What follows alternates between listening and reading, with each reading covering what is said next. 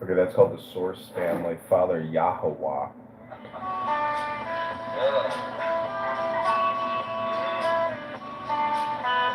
That is something that it ain't. Jimmy with my baby, oh, she's quaint.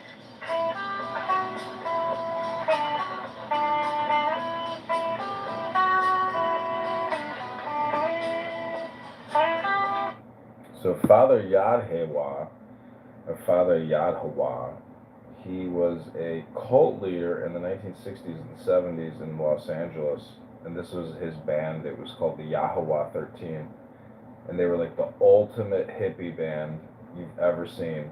They took hippieism to like the highest level humanly possible and created this like incredible artwork, and totally lost their minds.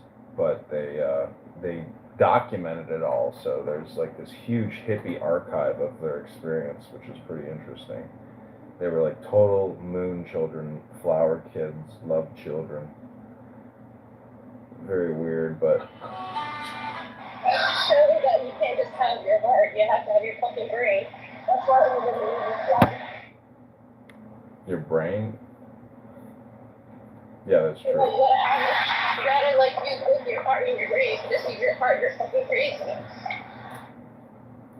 Well, a lot of these kids were off the street, and they didn't have an education, and they didn't have a support system. And this guy, as a cult leader, took in 400 members, and they lived in a multi-million-dollar mansion in the Hollywood Hills, and they had the number one restaurant on the Sunset Strip. It was a vegan restaurant. It was very, very popular. So he kind of fucked up because he was under so much pressure, because you can't just like walk around like Jesus, and dress like Jesus and have 400 cult followers. So they kind of chased him out of town. He sold the business and they moved to Kauai. And then in Kauai, everybody on the island hated them because they are annoying, dirty hippies. But there's a documentary, if you want to watch it. It's called The Source Family. You should honestly watch it because it'll teach you about religious cults and like how people fall into make-believe, and they just start pretending shit.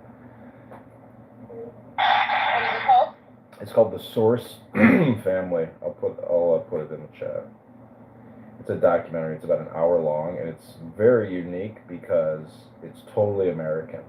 Like there's no, it's an American religious cult, but what's so cool about it is they were really happy, and the photos are amazing because they were just beautiful. America was. What's the problem with everybody's happy? Why is it cold? Because he had 14 wives. He was fucking everybody.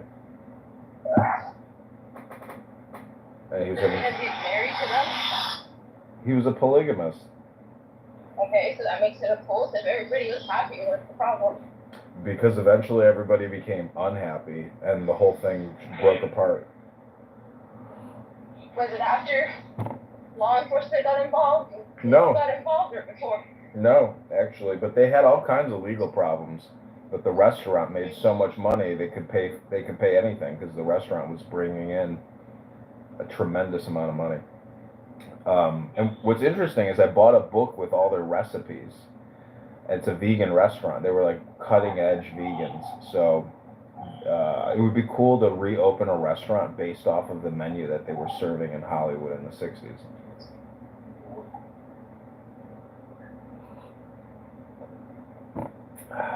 They're opening up a shawarma kebab place near my house here in Chicago. I'm like so excited. Do they know that you hate the Arab? No, they don't know. But that's not true. I don't hate Arabs, and I don't hate Palestinians, and I don't hate Muslims.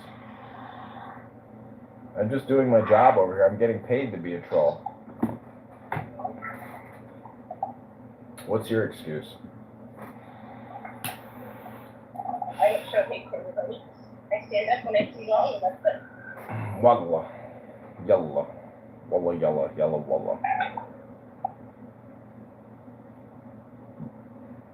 Anyways, let me know when you come to Chicago, and I'll take you out on my boat.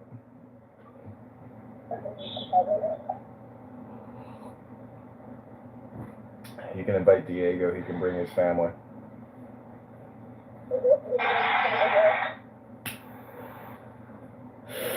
What was that?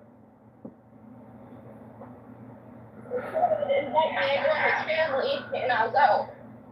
You met them? Yeah, okay. I'm going to Chicago, invite Diego and his family. I can't really. I can't hear you. Sorry. Can you hear me now? Yeah.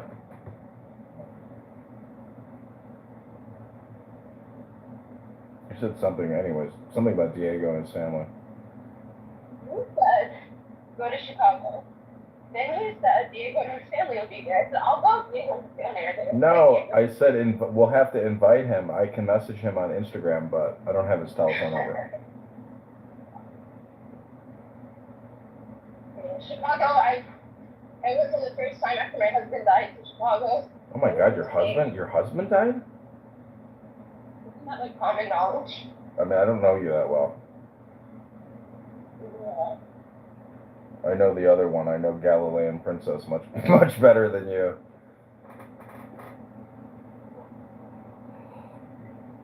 He died. Well, I'm sorry to hear that. That's too bad. But he was an executive director in both the Bay Area and Fremont and Chicago. So he frequented Chicago a lot. So my connection to Chicago is my connection to him.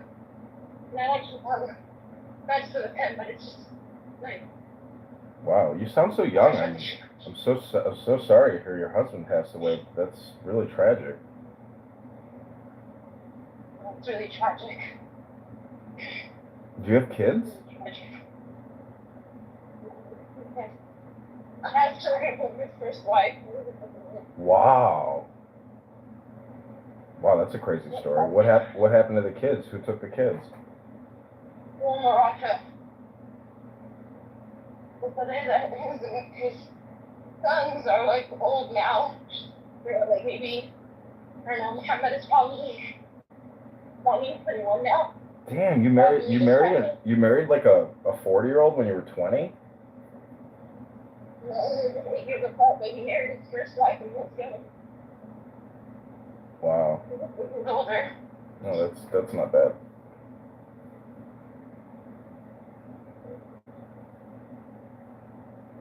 He's alive right now. Probably, yeah. You believe his dad? What? I can't hear you. You must be power I don't walking. want you to take my story and make a movie. Tell me all the time about it. Let me make a movie. You can make your own movie about yourself. I got it. Don't worry, I'm not going to steal your story. My sister is engaged to a guy whose wife passed on, and she died in a DUI car accident. And he's got three kids, and they're like all emotionally, deranged. They all have, emotional mental health problems. They don't want him to marry her? Huh? They don't want him to marry your sister? Who knows? I don't know. But the point is, these kids all got their own problems, and pretty serious problems, and they're all not really, doing well. So it's like, how do you get married to somebody whose kids are like, have all kinds of serious problems? Like, next thing you know, like, you're not in a relationship, you're like dealing with these kids, and all their problems that they keep creating. Okay. What? How old are the kids? One is like graduating college, the other one is going into college, and then the other one is like older, but he's a boy, and apparently he's not a boy, he's a man. He's like 30, I guess, or late 20s, and he got a girl pregnant recently, supposedly, in the backseat of his car, but he's like a cripple, because of the car accident. So it's like he's so happy that he got this girl pregnant, but yet he doesn't realize that like he met this chick on Tinder and it's not his baby, and he's so stupid, he thinks it's his kid. So, and he's rich, like they have a lot of money, and so she's obviously going to say it's his kid, but she's refusing to take a paternity test. So she's trying to stick the baby on this poor kid, and the kid is so emotionally sensitive. So, anyways, I told my sister, I was like, spend the $600 and get him a lawyer, and get him a private meeting with a lawyer, and let the lawyer tell him the birds and bees, because this kid is too stupid. And if you get him an attorney, at least you can tell him later on when his life is miserable. Well, he'll know if they do the paternity test. Why would you take on the responsibility of some other guy's kid? Like, that's crazy.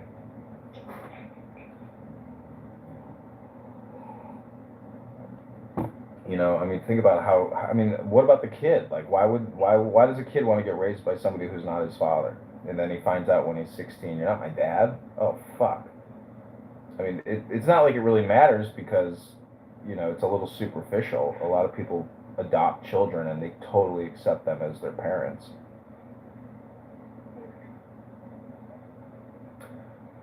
Anyways, well, good for you for going to the gym. I think you're like one of only a couple people on this app that actually go to the gym. So mazel tov. Running to the gym. I'm higher than those people. I don't drive to the gym, I run to the gym. Damn, girl. You're fucking awesome. You want to get married a second time? I'm in Diego. I've met him. He's not that handsome. Oh, he's not? No, his PTR makes him look like he's Enrico Suave. He's a butterface. And he's fat and old. You're a guy. Why would you think he's handsome? Does he have a receding hairline? No. What's not handsome? Because I haven't seen him. What's not handsome about him? He's just an ugly, normal-looking person. He's not like some handsome, buff, you know, fitness model. He's just an ugly. He's an ugly guy with a dad bod. He's fat. How tall is he? How tall is he? 5'8" maybe. Really? He didn't get out of his car. I don't think he's 5'8". Yeah, maybe 5'10". 6'5". 6'5"? No. Yeah. You're dreaming. You're trying to see. We see what we want to see. Why do you think he's fat? Because he is a fat man. He doesn't work out. He doesn't jog to gyms. He sits in his car, picks his toes on clown houses with his wife all day long.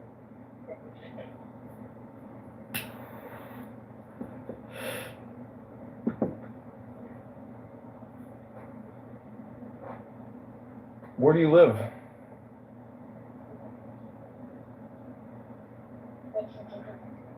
You live in Kentucky?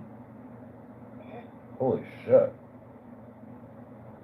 I took a girl out on a date last night who's from Kentucky.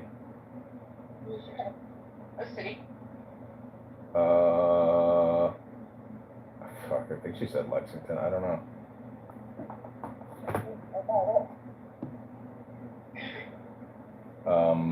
But yeah, I mean, good whiskey comes out of Kentucky.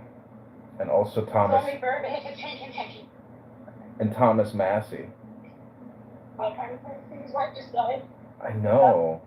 Do you think she was assassinated? I didn't know because I was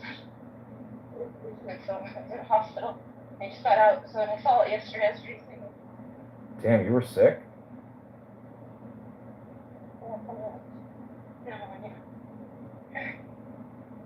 Shit. I'm surprised you're jogging. Well, I'm sick of my good hurting. Like, not running. I'm not jogging, I'm not running, I'm jogging because I can't move that fast, you know. What was hurting? Your ribs? Yeah, my right liver is hurting like a bitch. Your liver? Pneumonia. Oh, your lung. What happened? Pneumonia. What is it? Pneumonia? Yeah. Oh, fuck. I've had that before. That is painful and fucking scary. I think if I didn't take antibiotics, I would have been better, but the antibiotics, I think, fucked me up. Yeah. Sometimes they fuck you up and then your body, like, it resets and degrades because of the antibiotics. Black from it because the antibiotics were like making me photosensitive. So now I'm black. You're a black woman now? Alright, bro. You're getting darker? Yep. Well, people ask me why do I look like a 25 yesterday. Like, I've never seen you this dark in life. Oh, well, you're tanning. I bet it's summertime. Same thing as the antibiotics. They made me they made me sensitive to the sun. I'm supposed to avoid the sun.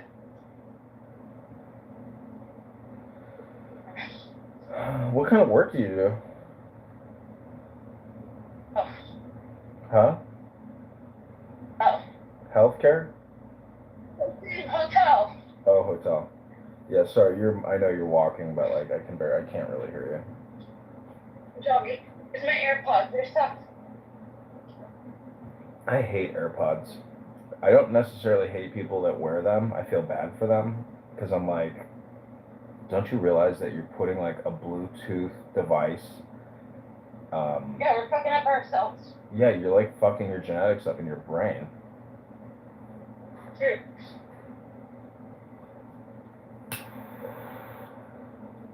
Do you smoke weed?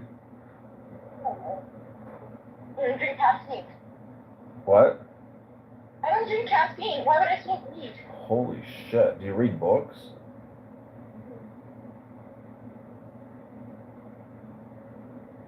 Okay, well, I'll read you some Rumi and give you the power of the Holy Spirit of Rumi.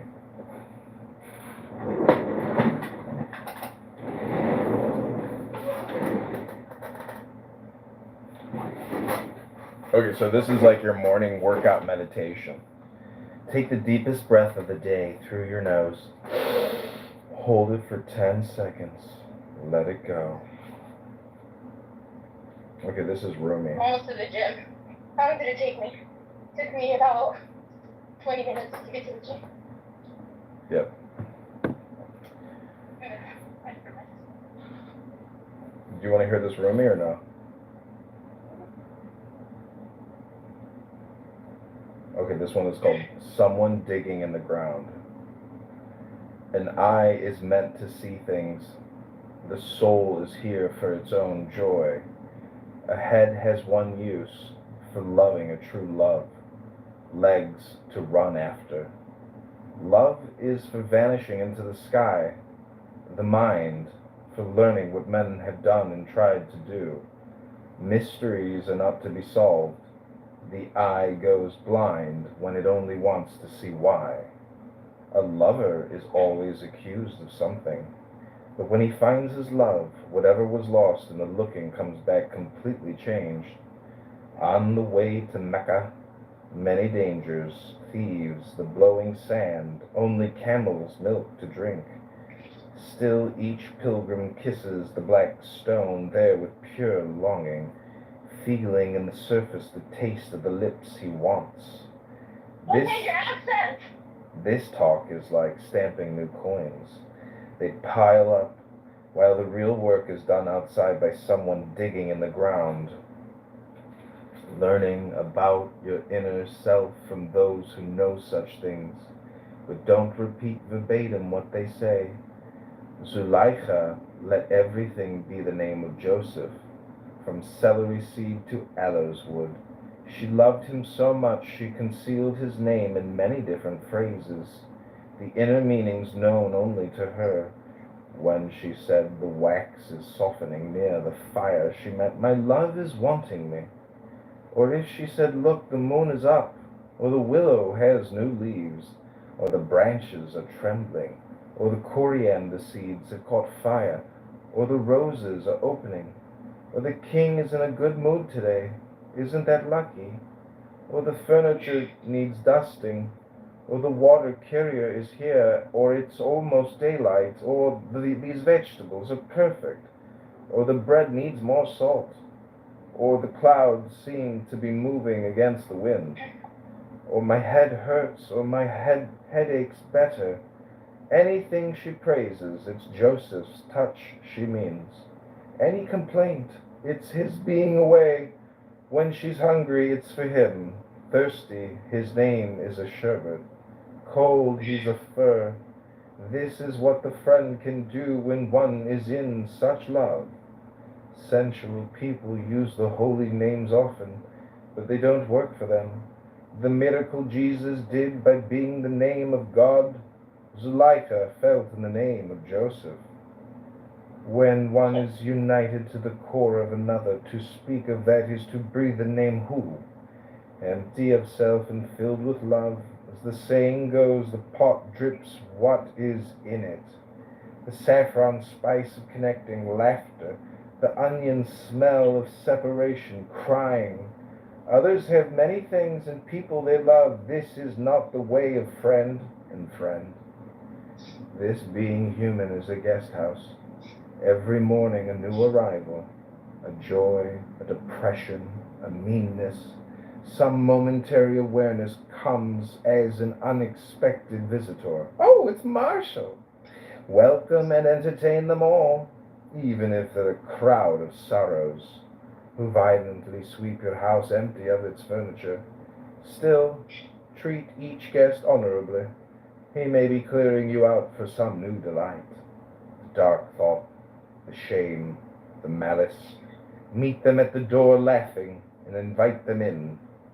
Be grateful for whoever comes, because each has been sent as a guide from beyond.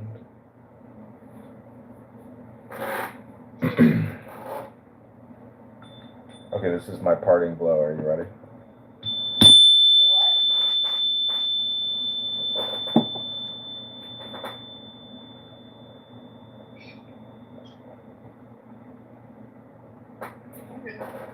Did you like it? Yeah, good.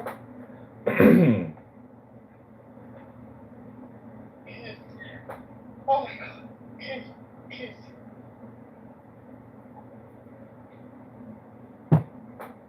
What kind of workout do you usually do? I don't know, we said it really just like 3 weeks and you were person. Did you do any yoga? I'm not a real fan of yoga, but like I tried it before. It's not like a big deal.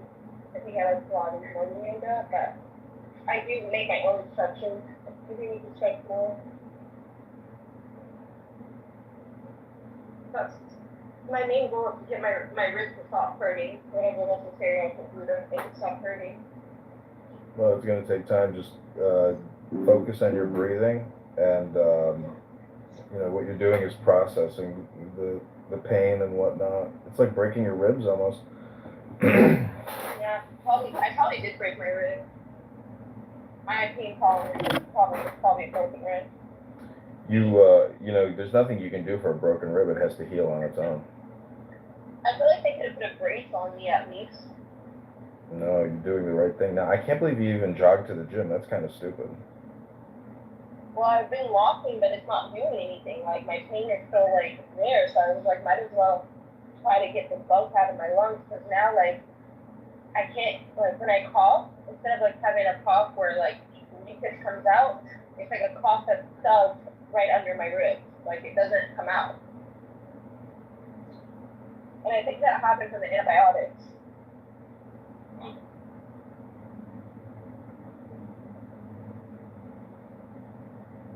Yeah, well, you're doing the right thing. Just the big thing is relaxation and rest and de-stressing.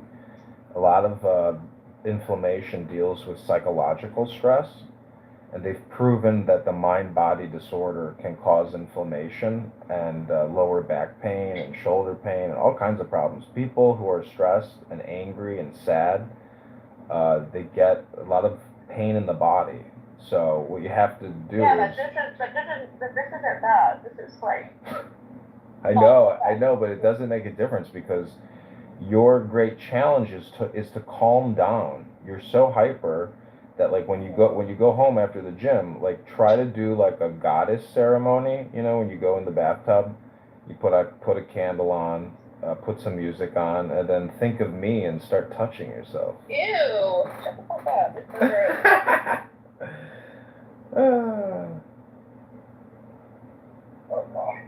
Well, I know this woman who she's a bartender at this restaurant near my house. It's a very, very good restaurant. And So why didn't you like Chicago? Was it? So anyways, she Is that my conversation with you replaying it? no, I was closing it down actually. anyways, she's like, anyways, this other woman who owns the restaurant was like, she has a health problem, and she's like, I keep telling you to like do my bath ceremony, like every day, like spend an hour in your bathtub and do candles and fragrance and incense or whatever. And I'm like, yeah, that's really smart because that's technically like a meditation. You're not looking at your cell phone. You're just dealing with your thoughts and you're letting them go. Thoughts arise, you let them go. Thoughts arise, you let them go. And so that's the whole, it's almost like a baptism. Every day you can essentially renew yourself with confidence and joy and peace and pleasure and all those things. So, that a lot of men need to be more like women in sense of like taking care of yourself and loving yourself. But a lot of women are their own worst enemies because yes, they may take care of their bodies, but their minds, they're not necessarily filling their mind with positive content. And so this is the thing about the brain is that it's just like a computer and the words you listen to is technically the programming that your brain runs off of. So if you come on this app and you fill your head up with all kinds of nastiness, oh my God, your program sucks. Therefore, your computer sucks.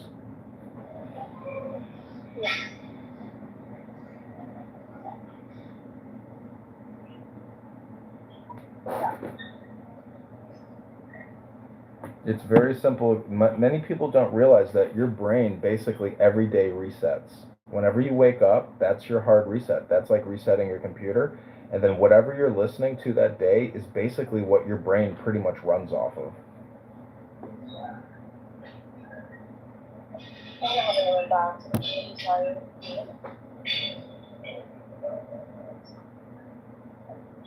Oh my God, Paris Hilton's in Chicago.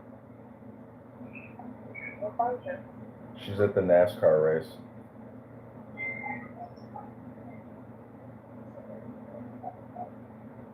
She's incredible.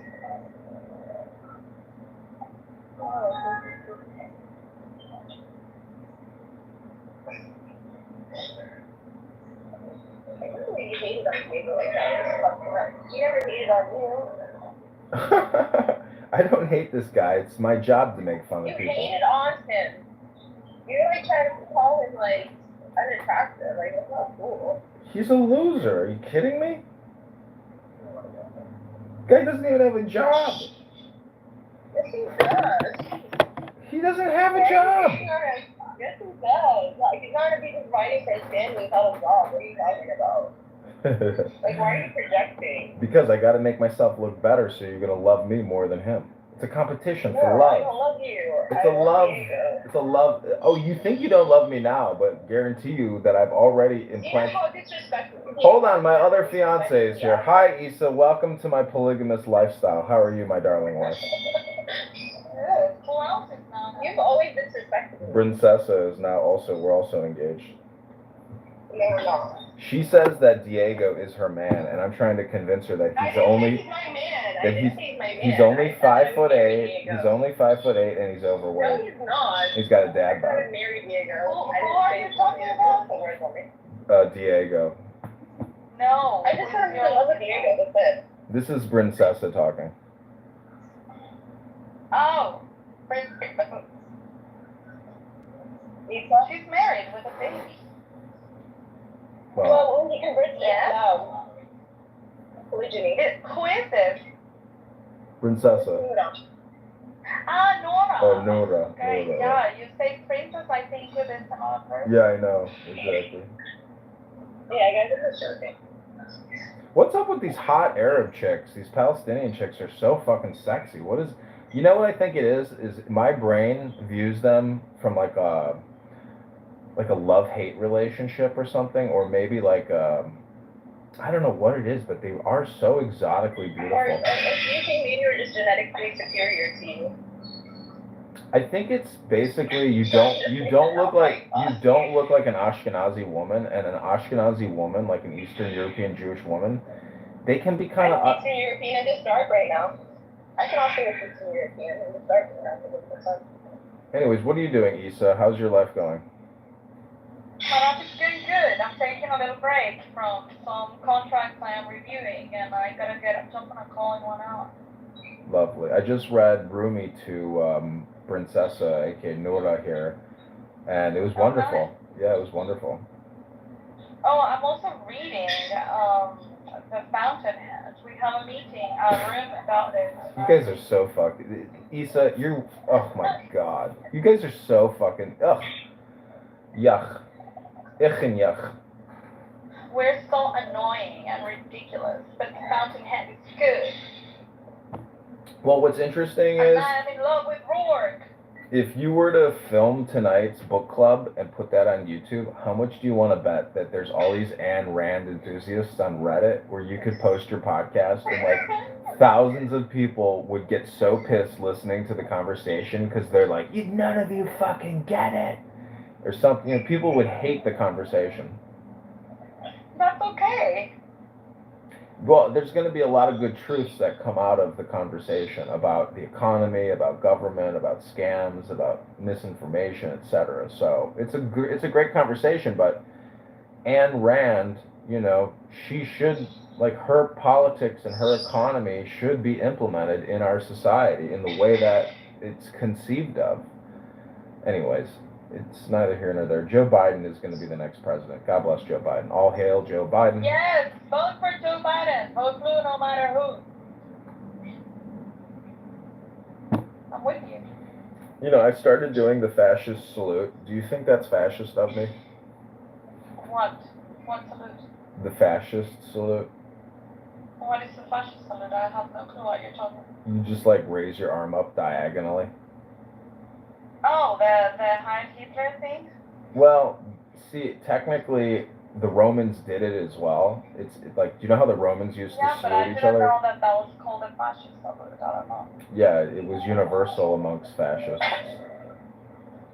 Is that the reason why he implemented it? Yeah, it's a military salute, but it's also an occult reference because it represents the thunderbolt. So what you're really doing is trying to like connect with God when you do a fascist salute. But it, you know, in today's society, it's so racist and mean and nasty to like, you know, to do a fascist salute. The salute is nasty because of what it represents, right? And so, I mean, doing the salute, anybody can do it. It has nothing to do with it. The problem is that it's related to what happened to the Jews, and so it's seen these days. It's almost like a call for violence, you know, because of what happened. It is like a call for violence. But it's not that the salute. It's not that the salute is bad in itself. It's what it represents. You know. I know, but that's like saying that, you know, the yoke and the anyways, it doesn't matter. Ben, welcome to the room. How are you, Ben? Cash in your pink tickets into the house of John Kitover. God bless you all. Welcome to Father Moon, Mother Father. You are. I found it as Roman salute. Right, it's a Roman salute. It's also known as the fascist salute. It's a gesture in which the right arm is fully extended, facing forward, with the palm down, blah, blah, blah. I want to know what it means. Yeah.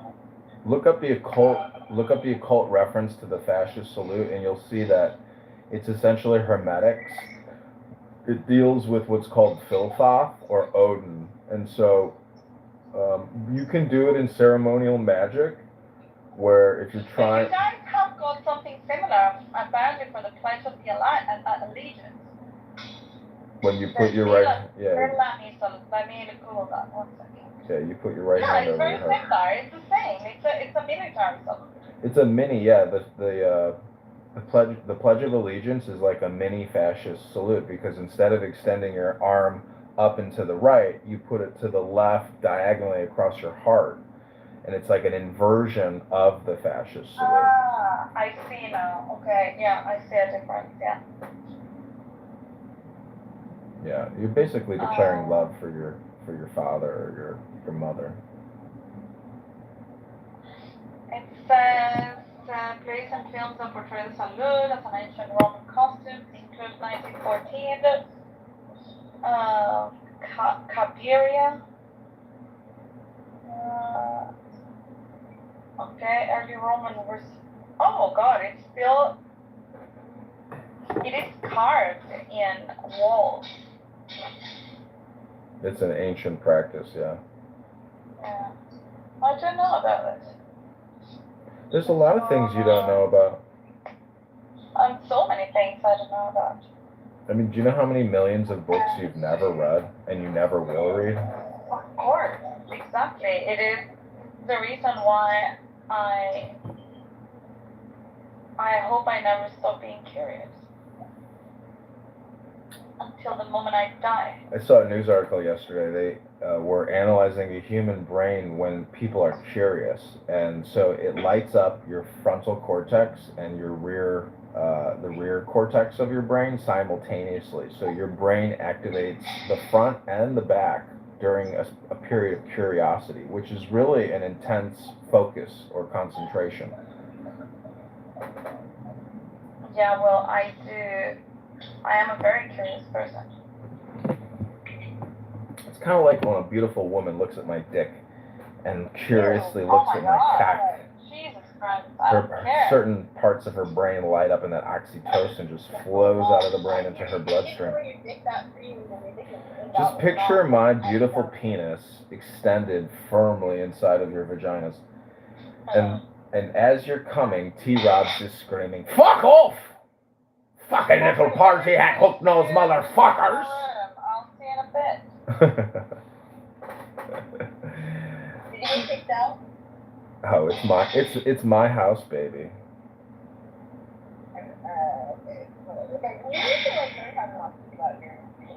If it's your house, why am I not able to join that room? Mother and father? I have father and mother going. What are you talking about? Tiffany Sotheby and John Kitover. I don't have you blocked. I only have one person maybe two people on this app blocked, or three people.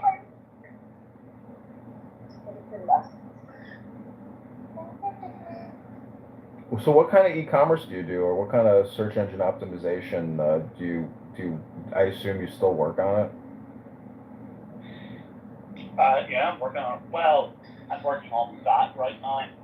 Not specifically search engine optimization. Yeah.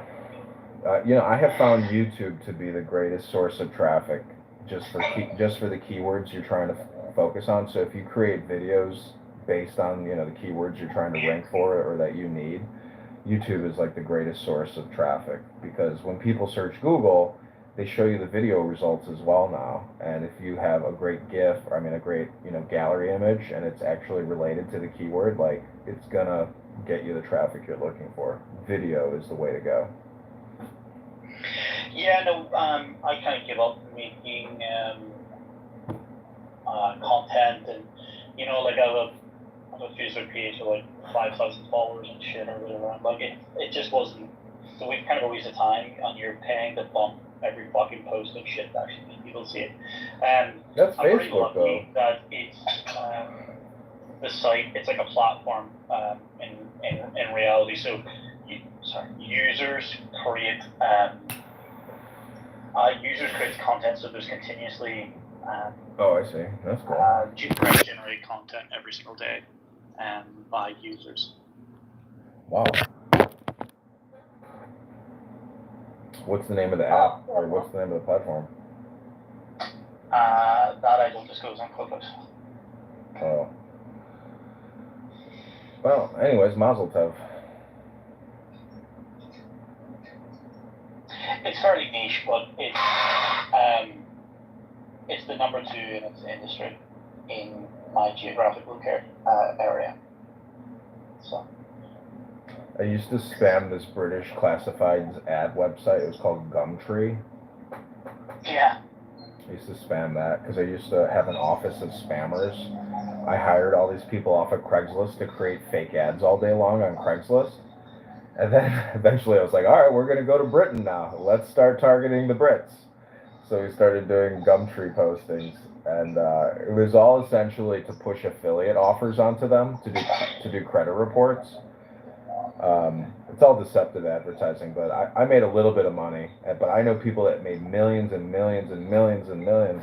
And It's all a scam. It's all fake. Whether they're looking for an apartment, looking for a job, they got to fill out a credit report, and so it's it's a scam.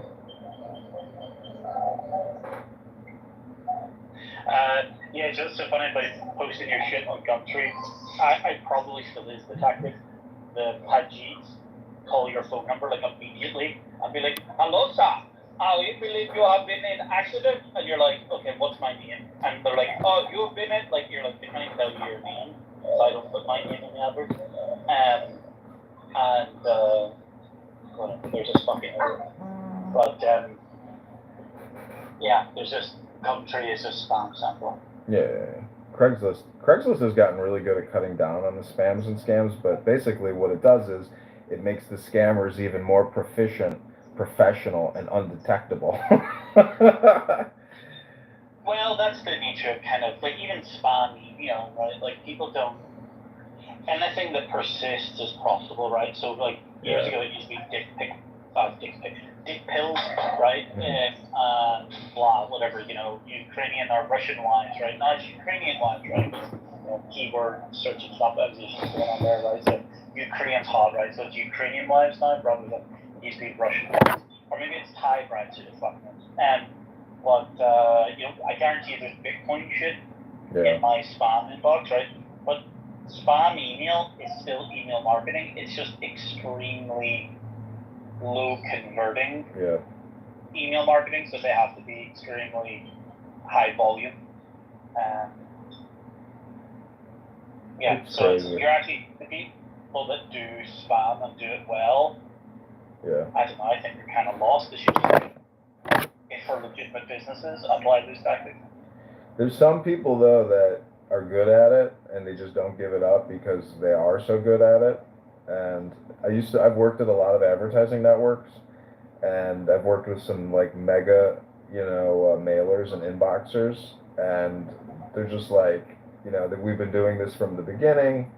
We're the best at it. They're constantly buying data, refining, and they have all kinds of complications. It's like a never-ending game. It's so much busy work. I wouldn't like to be doing spam stuff though, because your email service or your IPs would be continuously getting blocked. Like that's literally what I'm doing right now. It's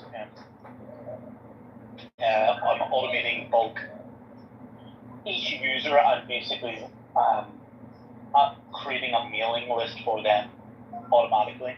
So for example, let's say there are think of those followers. So if they have 200 followers, then every single time that they post a listing, their unique followers who have agreed to it, obviously, that's what their followers, they've consented, will receive a custom newsletter about that.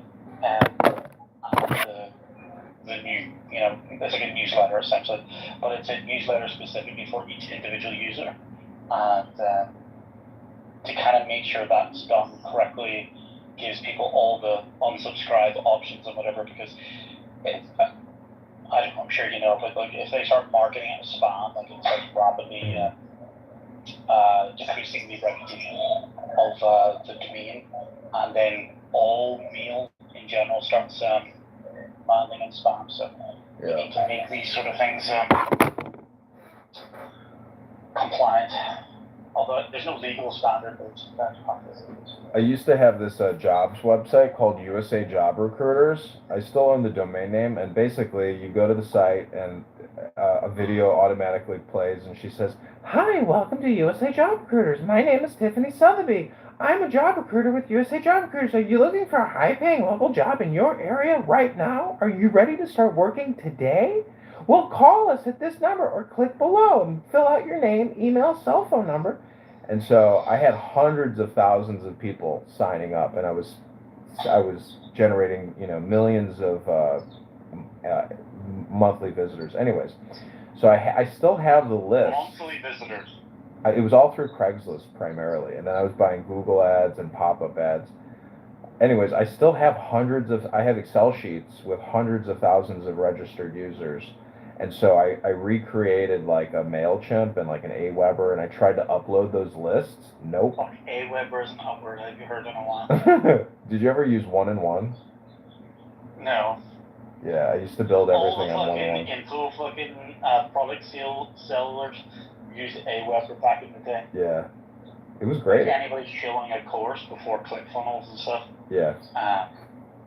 Wow, that's a fucking blast from the past. And then I also used Aweber on this. The most successful site I ever created. It's called sponsorshipsecrets.com, and I've sold over 10,000 books for $24.99 or $29.99, and it's all the same book, just reskinned every time. So I've got cheerleading sponsorships, baseball sponsorships, hockey sponsorships, hot air balloon sponsorships, scuba diving What are you doing on sponsorships. Clubhouse if you're doing that, right? Like, What do you mean? I'm retired. you mean you're retarded? Exactly. You've got it redirected to a fucking YouTube channel of you live streaming. Oh my god, 8 hours ago, are you still posting this fucking thing? So I've had the website. I've created the site twice, and so the problem is I haven't. What the fuck? This is just you, you fucking. So I have not. So when I had Is this clown eyes? What the fuck is this video? Hi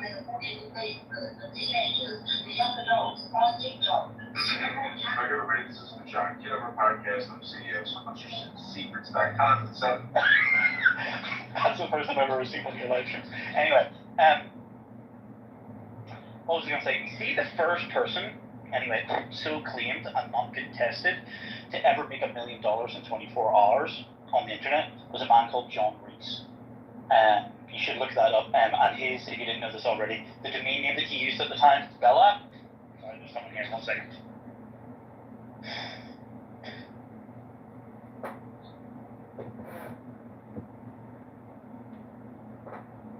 Princess, I'm gonna go to my kitchen and get some more coffee. I'll be right back.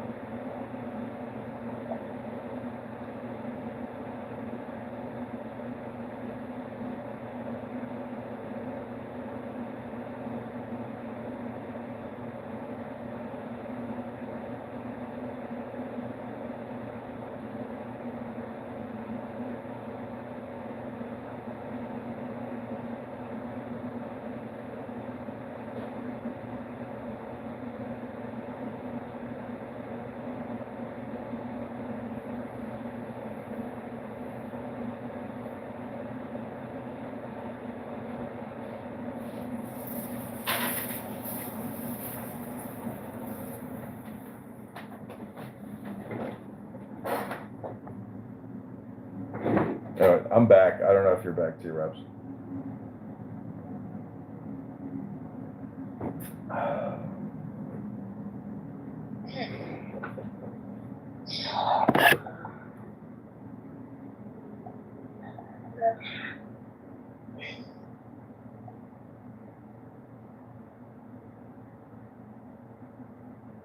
I'm only going back and forth therapy at 9, so really. Otherwise, I would stay at the gym longer.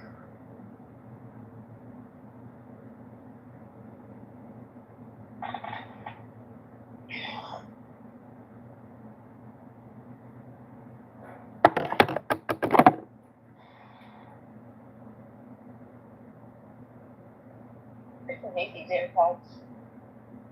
So what are faggots? Faggot. Oh. I didn't realize that's what we're calling them these days. Just so I don't get hurt. Yeah, they're fucking everywhere. Everything always becomes a Jew reference with you people. You guys are sick. Jews aren't faggots, bro. Well, no, they are. Tel Aviv's fag central. I didn't reference Jews. Yeah, you were just making that about Jews, bro. I know all communication is I hypnosis.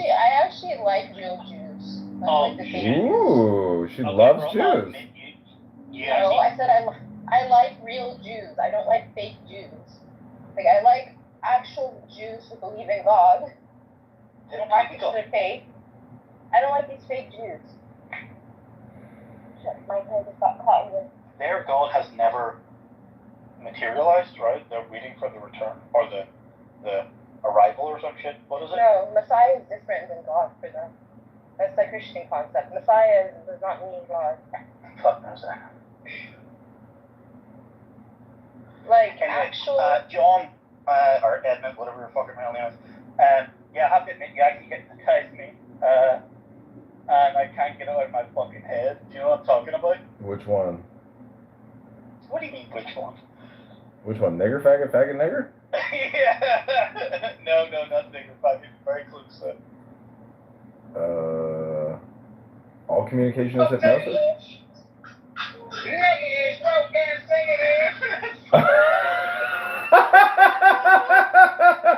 Oh, that was a good one. That was a good one. Oh, fuck, Randy played it to me the other night, and I just like, it was like, 3rd of July, like, you did the fucking, like, someone's gonna boom over all fucking stuff. Oh my god, that was very funny. That was so funny. I forgot about that one. That was actually, when that was over, I was like, God, that was, wait, can you play it again? How did you get the clip? I'll play it.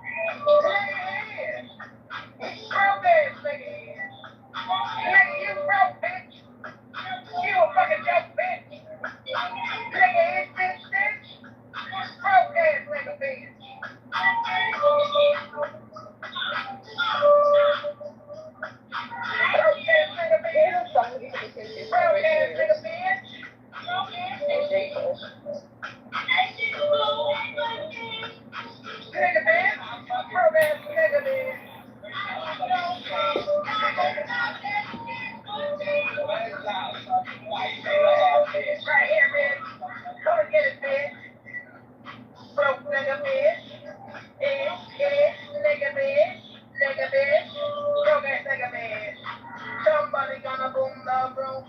Just a matter of time. We going on a dive.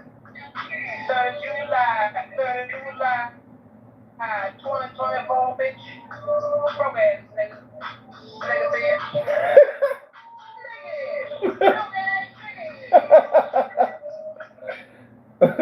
Oh gosh.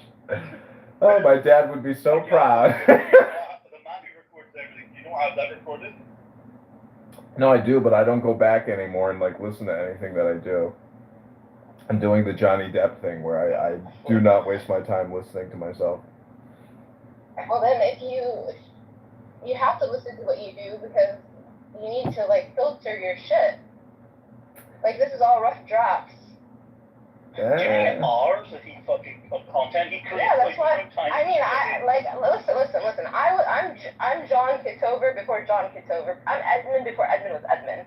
Okay, I've been doing this longer than Edmund has been doing, but you have to listen to what you record. Oh. Yeah, I record myself all the time.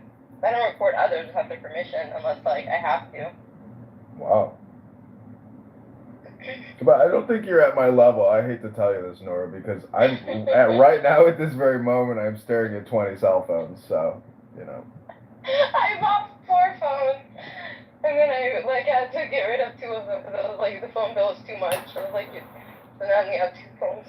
The fuck? You just get a $50 burner phone. You get the minimum package of $15 non-renewal, and it's a $65 burner phone. You create an Instagram, a TikTok, a YouTube, a Snapchat, a clown house.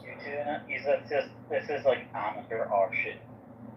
You don't even need another phone. You just get a virtual fucking phone. No, I get it, but the point. No, you need a phone for memory. No, the point is the live streaming functionality. So when you live stream to Instagram and TikTok and all these, TikTok stores a hard copy on your phone, but Instagram. So what I do is when I drive my car around, I have a dash cam. But what I do is I just take my cell phone and I live stream it on Instagram. Like, I mean, these people are still using HD cards and dash cams. It's like, you crazy. Just live stream yourself driving. Like, and there's no memory. So Facebook is amazing, and Meta, oh my God, I have made like 200% on my position in Meta. It's incredible. Like, Facebook really is the surveillance capital state of the future. The only thing I like about Facebook is the memories. Like, it'll take me 15 years back and show me what I wrote 15 years ago, and I can like reflect on shit. Like, I've had Facebook since 2004, 2005, and at first like was only for college students. How old are you? I think it's just 12. Oh yeah, you're a 12-year-old child. Yeah, I joined it like, Puta. it must have been like 2007. It was only kind of coming into Europe, and there's no one I really knew on it, except for this little like group. There's no one I knew on it from home. Yeah, before you have to have a college email to join it, and then they switched it to where anybody can join it. Yeah. So you had to have your college email, or university email, sorry. But I even was aware of it, like, because British people were using totally different networks back then, one called Bebo, Yeah. which is a bit random, but... No, that's not random. I know the former CEO, a Jewish guy in Los Angeles. His wife is like an heiress. And so you can look it up. He bought Bebo from the founder. The founder did very well, but then he basically ruined Bebo. But Bebo was like, the original founders like bought it back or something. yeah. Bebo is like an original MySpace. But there's so many social networks. It's like British MySpace, basically. It's like a what? It's like British MySpace. Yeah, I got it. Anyways, what are you guys doing today? What time is it there, T-Robs? You must be, I mean, it must be early there still as well. It's 1:30 in the afternoon. Yeah. What's Monday then, huh? What do you... Well, anyways... Monday's Tuesday. It's Tuesday. I haven't been to work in over 2 months, and I just keep texting my bosses, requesting annual leave or sick leave. I will notify the union because they keep sending me AWOL notices. And I was gonna say, I thought you said you were retired. No, I mean, I'm retired. I'm retired in the sense that I keep saying I'm sick every day. But they haven't. Government job? Like, why the fuck do you pull that off? Yeah, I got a government job. He's been off work for 2 months, for actually really 2 years. Anyways, the point is, I got like real shit I got to do today. I've been so lazy. I've been procrastinating for months, and so, anyways, I got a date with a 25-year-old today. We're gonna go out sailing on my boat, smoke some weed, and bang it out. Yeah. You probably haven't Your bosses know about your fucking like YouTube and fucking Instagram endeavors, Probably. so they can see you live streaming. I bet you. I guarantee you. Improvise, rapping, broadcast nigga bitch.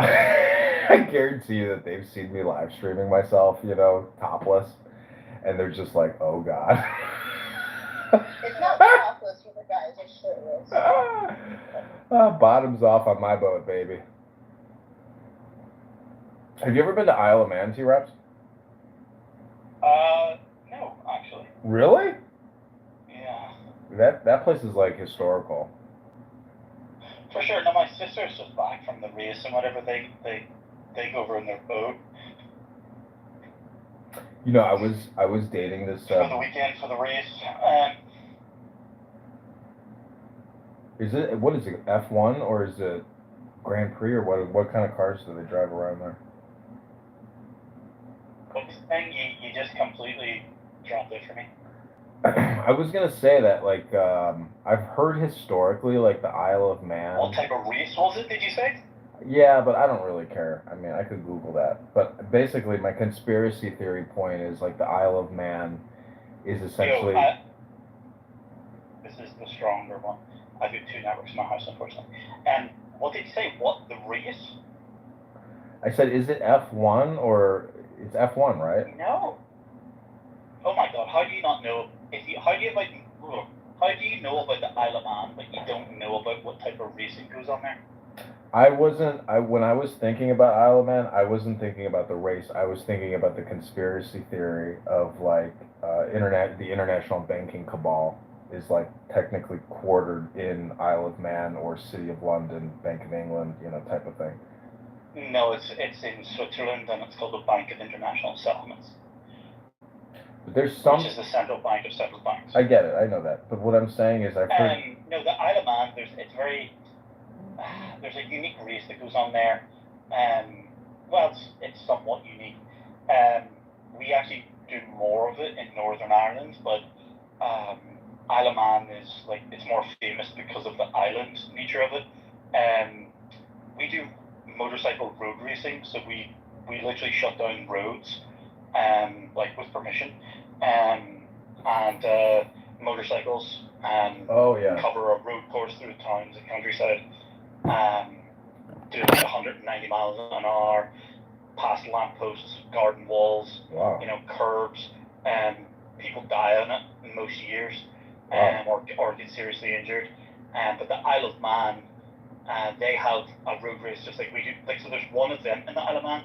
There's many events in Northern Ireland, which are kind of like all of the riders that go to the Isle of Man come to Northern Ireland, do all the road race events throughout the year, and then the pinnacle is the Isle of Man, for its notoriety. I've never seen on TV broadcasts from Northern Ireland. No, you wouldn't have. It's fairly niche. That'd be fucking dope, though. The fans are nuts, That's better than F1 or NASCAR, in my opinion. The motorcycle races are really, especially when it's like through cities. You can literally stand at essentially like on a sidewalk, right? And motorcycles are coming past you at 190 miles an hour. And there's like, that's it. Like, there's no many times that guys come off the motorcycles, and like one of the famous clips just from the race there this year, two riders were too close together, and it kind of forced one guy off his line. He didn't make the corner, and he literally hits a garden wall and is like somersaulting through the air and lands on a guy's car in his driveway. Because it was in the middle of the town at this point of the race, right? Like, or it could be out in the middle of the countryside. He comes off the bike and just goes through a hedge into a field, and like, or what? It's nuts. It really is life or death. Isn't there a James Bond movie where there's like the Isle of Man, like they do a race, there's a scene, I think they filmed it on the Isle of Man in one of the Sean Connery James Bond films. He's driving that. I've never, the truth is, I really prefer probably Sean Connery compared to, say, Roger Moore.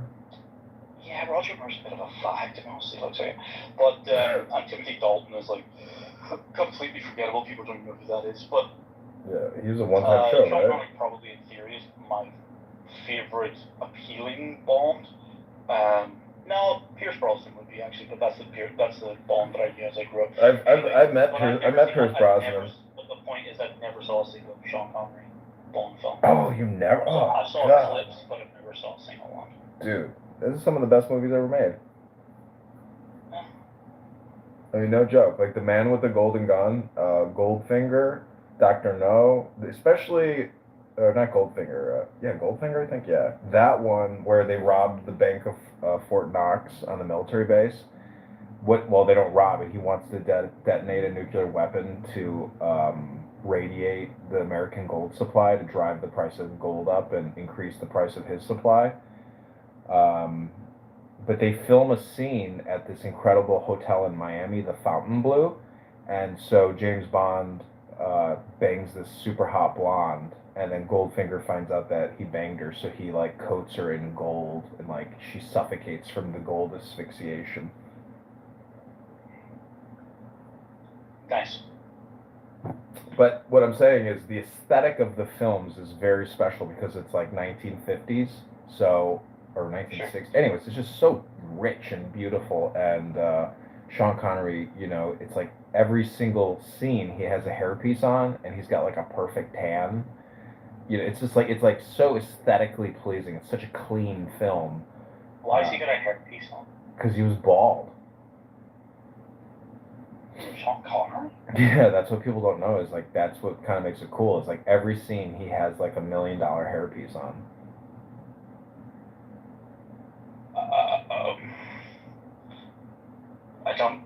Maybe. I don't know. I've not seen this movie.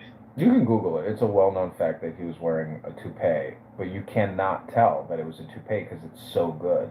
it's made by hand, and it's perfect. You know, little glue and Hollywood makeup. It's like you look like an Adonis, but he's really fucking bald. He's just a normal guy. You know, everybody goes bald and shit. I mean, if you're high testosterone, there's a very good chance that you're gonna lose your hair, especially if you get That's stress. hilarious. The embarrassing. Oh, interesting. Yeah, he's from Ireland, right? No, he's Scottish, bro. Oh, he's Scottish. What's better, Scotland or Northern Ireland? It depends. Like, obviously, I'm biased. I think Northern Ireland's the best place to be from in the British Isles and possibly Europe. You're simultaneously two different nationalities by birth, right? I'm Irish and British. I'm entitled to both passports. You know, and everyone, most people, apart from fucking, I'm gonna refrain from using certain words. 1 second.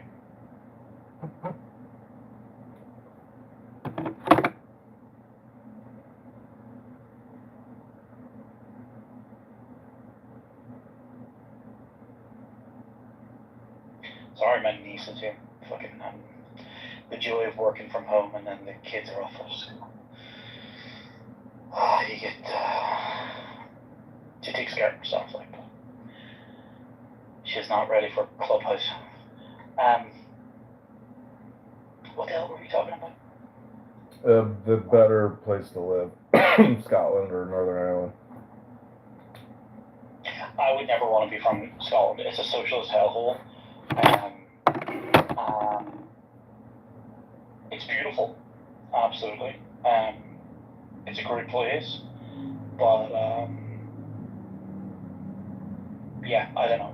People would say it's very similar, but I'm very happy where I'm from. Nice. I have no idea what. I really want to go to Europe. I've never been to Europe before.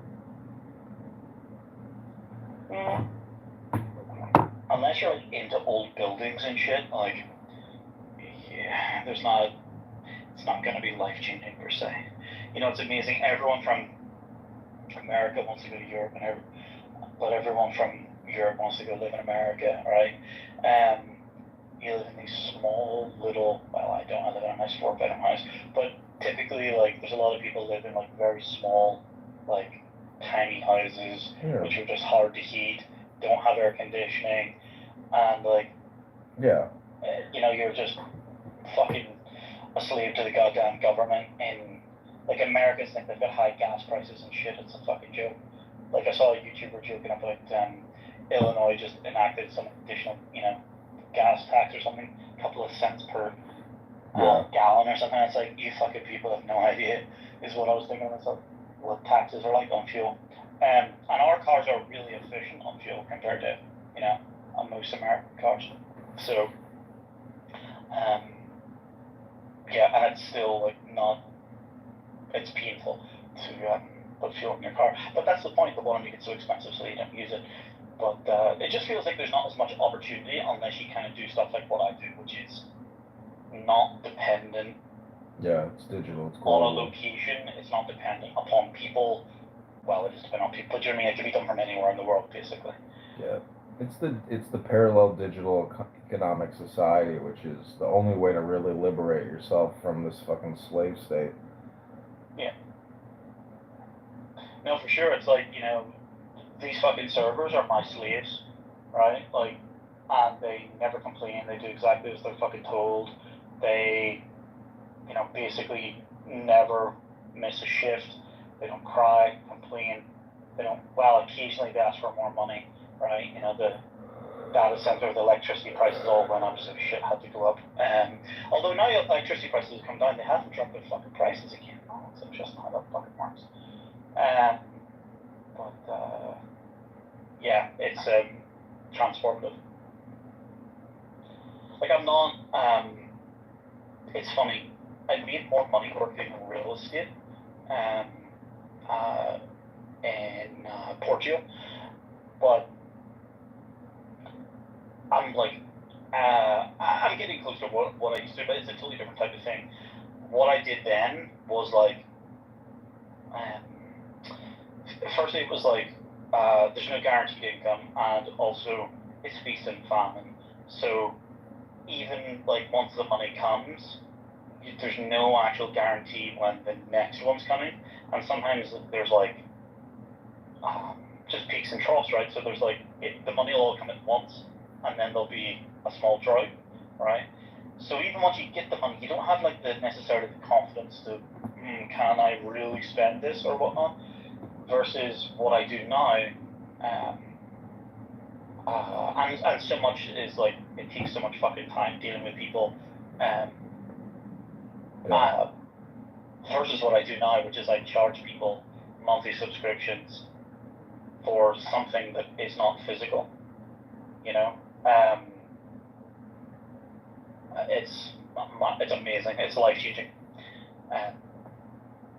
Like it's not attached to my time, right? Of course, if I don't do any work, you know, eventually the whole thing comes to a crashing halt.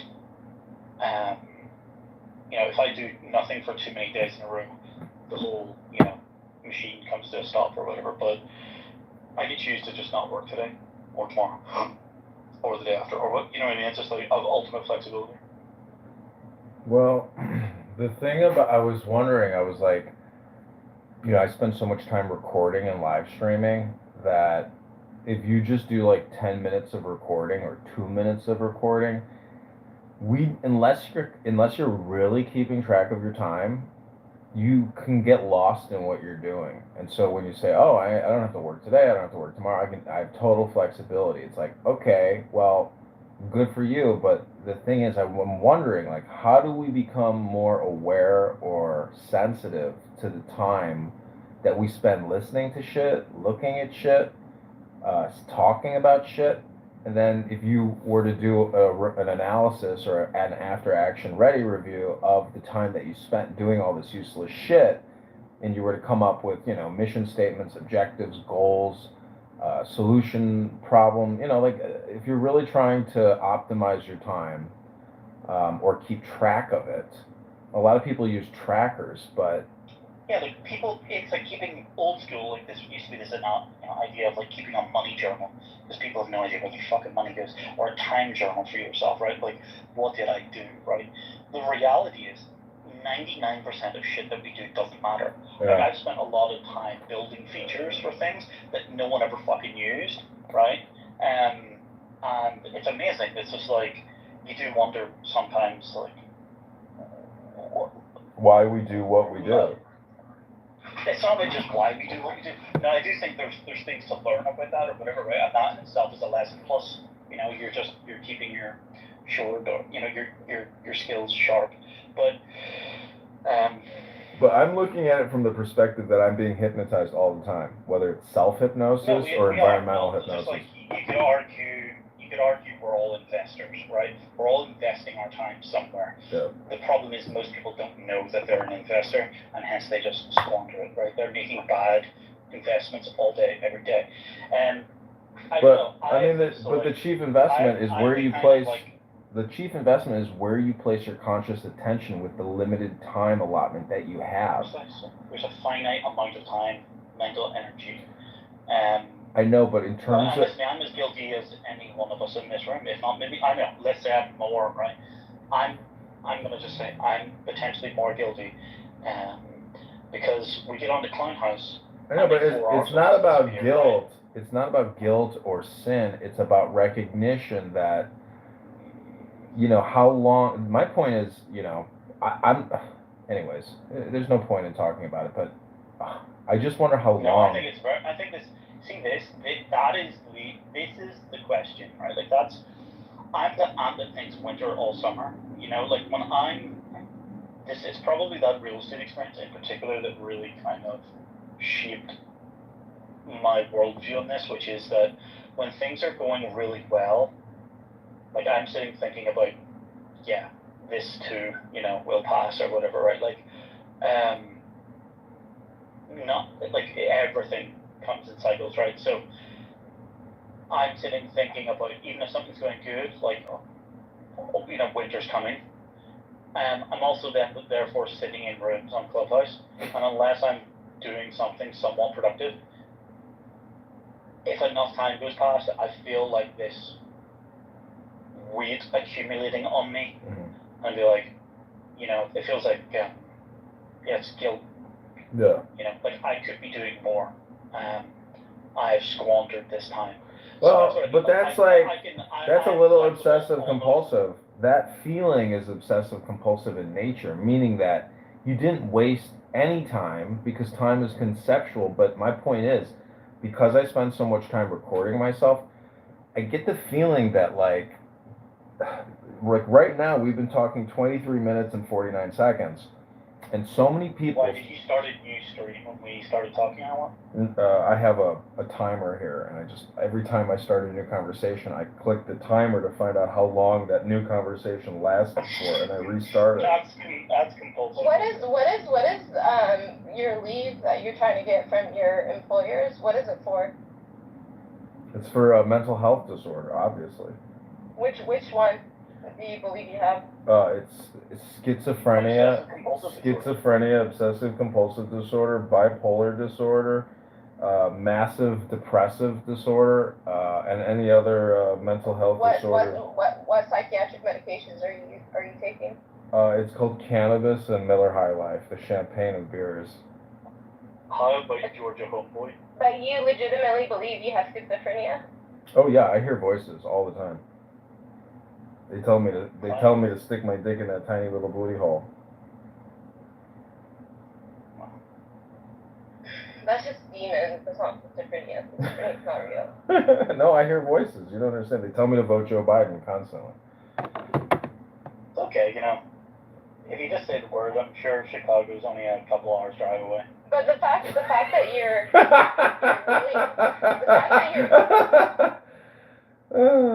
Nora, I hope you know that I'm like honestly trying to gaslight you, and everything I say is generally a lie. You know, like the size of my dick. Anyways, you said that you have real life stuff that you have to do, and you refer to your employers, who you refer to as your bosses, and so you said that you're taking a leave. You're on a leave. You've been on a leave for a couple of months. So I wanted to know what was like. There's laws in the United States. I want to know what laws you are like. What leave you're taking, and you said mental health. Then you went on to label yourself multiple mental illnesses that I forgot multiple personality disorder. I forgot about that one as well. Multiple mental illnesses that. Oh, they call that dissociative identity disorder now. My bad. I gotta update my DSM. I still have the 2003 edition. Anyways, let me get my DSM manual for you, and I'll put it in the chat. Can I DSM? Can I put the DSM codes in the chat? Is that what you like? Listen. I don't believe in psychiatry. But You don't? Why Of not? course not. Why not? I want to know what you label yourself. You said you labeled yourself as schizophrenic, bipolar. I'm a bipolar schizophrenic African American. I'm a 96-year-old black woman living on a pension. I'm a retired investor. I can't even afford my electric bill. What is your point? But you can afford 12 phones. It's so frustrating. I know, Nora. The whole point is I have no point, and I'm going to obfuscate what you say because I don't want to sit here and just waste my time talking about all kinds of stupid shit because I agree with you. I want to know the reality of who you are, bro, and why you're off for like 2 months. Nora, it's not important who I am. What's important is our mission. And my point is, you know, I agree with you. We have different missions. I believe in God. You don't. Oh. Raboina Shaloilam. We agree on one thing, and that's that psychiatry is pretty much a scam. It is. If you think about it, I mean, I don't mind like a psychiatrist who studies the brain and understands the neurological aspects, but the psychiatric medications didn't come into play until the 20th century. Listen, all of psychiatry is based on degrading the brain and making people more retarded so that they can't speak up and say anything and they're not a problem. Have you seen how like, and when I say retarded, I mean it medically and scientifically. I don't mean it the way the layperson says it. Have you seen how retarded the human becomes after years of these psychiatric medications? It's really, really sad. Oh yeah, it causes brain damage. They give them intellectual disabilities. Yeah. And then they have a whole entire industry for the intellectual disabled. Mm-hmm. They give them all these SSI and disability checks. Yep. All this stuff going on, but instead of like just treating the issue, which is like, the issue is like at this point, if they're 20 years in the industry, they got hospitalized, they got medicated at 15, 16, now they're 45, 50 years old, they're fucked. There's nothing they can do I but know be a burden to the state. exactly, they're permanent residents of the state taxation system. It's really fucked up. Like, I don't think people talk about all these other issues and they don't realize like the biggest issue is probably this. Do you know Like, how many? you know how much money? You know how much money is put into this industry? Listen, Nora, I know you're not a white American man or a white American woman, correct? I am white. Go on. Well, my point is, many illegal aliens who have come into this country illegally over the past couple of years through radical progressive psychiatrists in their communities because they're doctors and they were put there because of affirmative action and DEI. They are putting many of these illegals onto permanent disability checks through Social Security, through SSI, SSDI, based off of psychiatric conditions. I know. And so, anyways, but they're not the. But I don't know. I can't speak about like your state because maybe that's like something prevalent there. But in my state, it's the whites and the blacks. Well, my whole point is, one time I was on this app, and this Indian girl was like, I love America. I don't know why you're complaining. I came here and I was diagnosed with bipolar, and now I get the Social Security disability check, and they pay for my housing, and they give me health care. I don't have to work. And I was like, and this guy was like, you fucking parasite bitch, die, you fucking bitch. She's like, you are so mean and so angry, sir. Why do you hate your country? I don't give a shit about this Indian bitch. But the truth is, this is the reality. They are so marginalized. Like, the level of marginalization, it's like, they don't have to be on these fucking medications where you fucking retard them. Where they literally have slurred speech because they're so retarded from these medications. And they're like, yeah, they have to take this medicine. They're bipolar. Bitch, like, where was bipolar 100 years ago? How did they medicate bipolar disorder 100 years ago?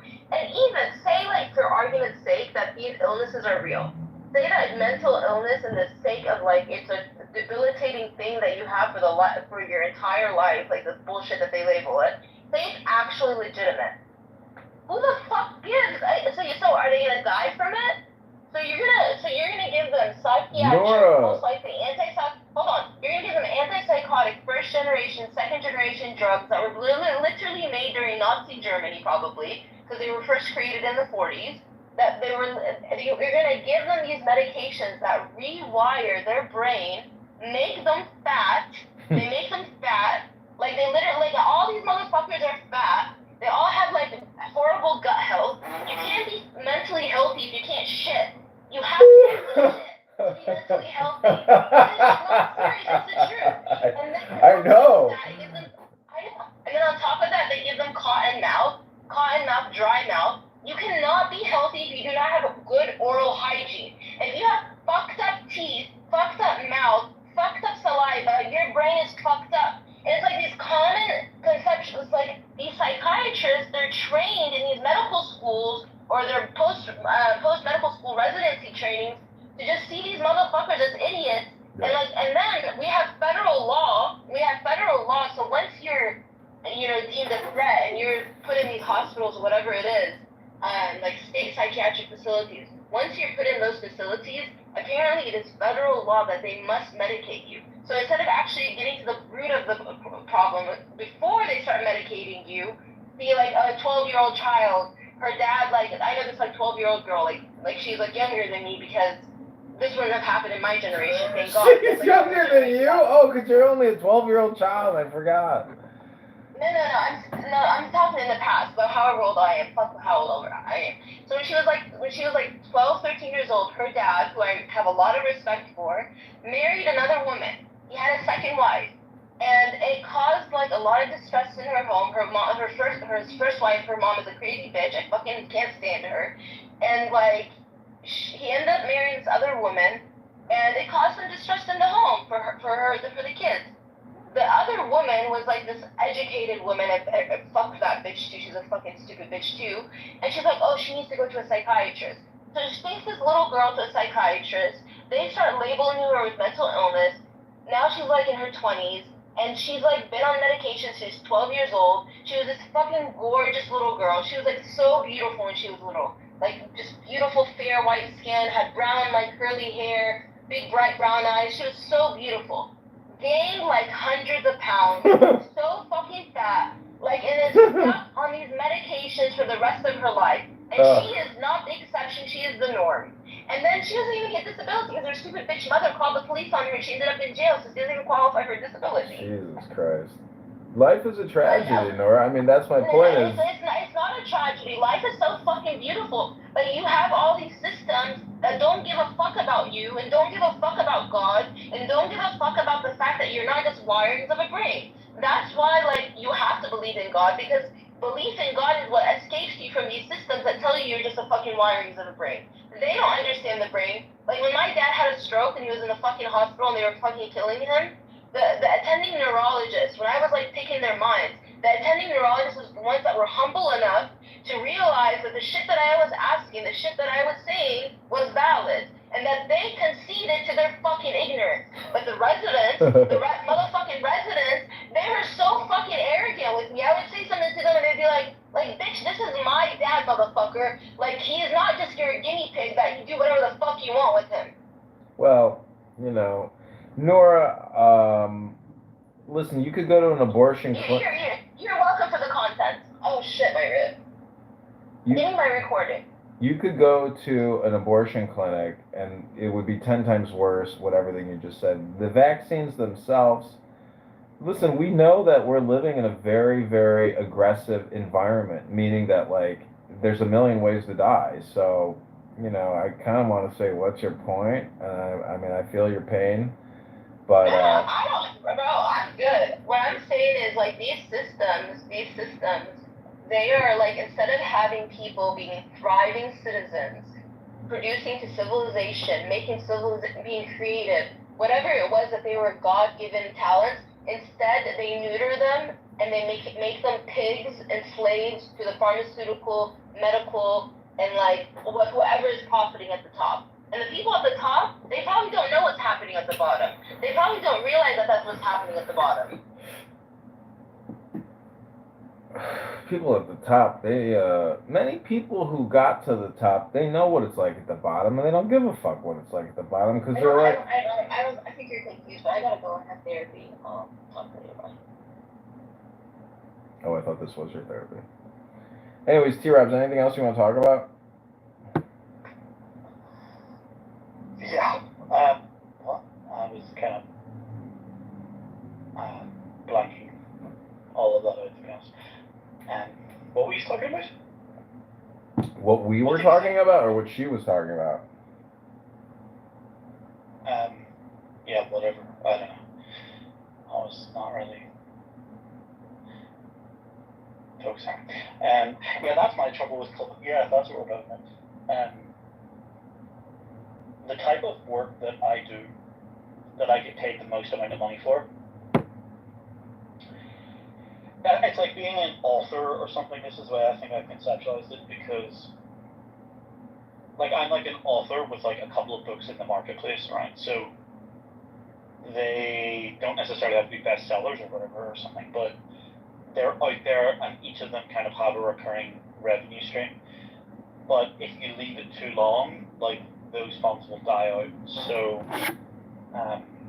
you have to be constantly trying to write something new to, like, it's like, I always think of this, I don't know why, but it's like a bucket of water with a hole in it, right? So it's like, I can fill the bucket and I can survive, but if I do nothing for too long, it'll totally empty itself out. But if I just keep going and I don't stop, I can stack buckets on top of one another faster than they can leak. So that's where I can stack each of these sort of like concurrent revenue streams on top of one another. But the most, sure, I could be sitting on Clubhouse and replying to emails or some bullshit or whatever, like just admin type work or whatever, but the most meaningful type of work that I do is writing some kind of new function or feature or debugging, but that takes like a level of concentration which I can't do on Clubhouse. So when I'm on Clubhouse, I'm not doing the most important work that I should be doing. Yeah, everybody's in denial because when you're on Clownhouse, most people aren't listening to it like it's a radio show. They're listening as active participants, or they're using what's called active listening. They're fucking, you know what I mean? Like, dude, I'll finish I try to close browser tabs at the end of the day, so that when I open my computer, they're not there. And then I'll be like closing, you know, Ben Gurion, the first fucking prime minister of fucking Israel, like all these random fucking, you know, shit I've looked up, and I'm like, what the fuck am I doing? Like, I could have had this finished, you know, had I not just wasted whatever. But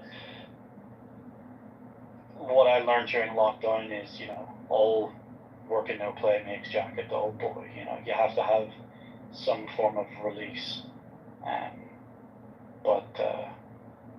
No, essentially, to me, like, do you ever remember playing GTA 3 or whatever it was? Yeah. Right? The first sort of 3D one where you could, like, just drive around. You didn't even have to complete missions.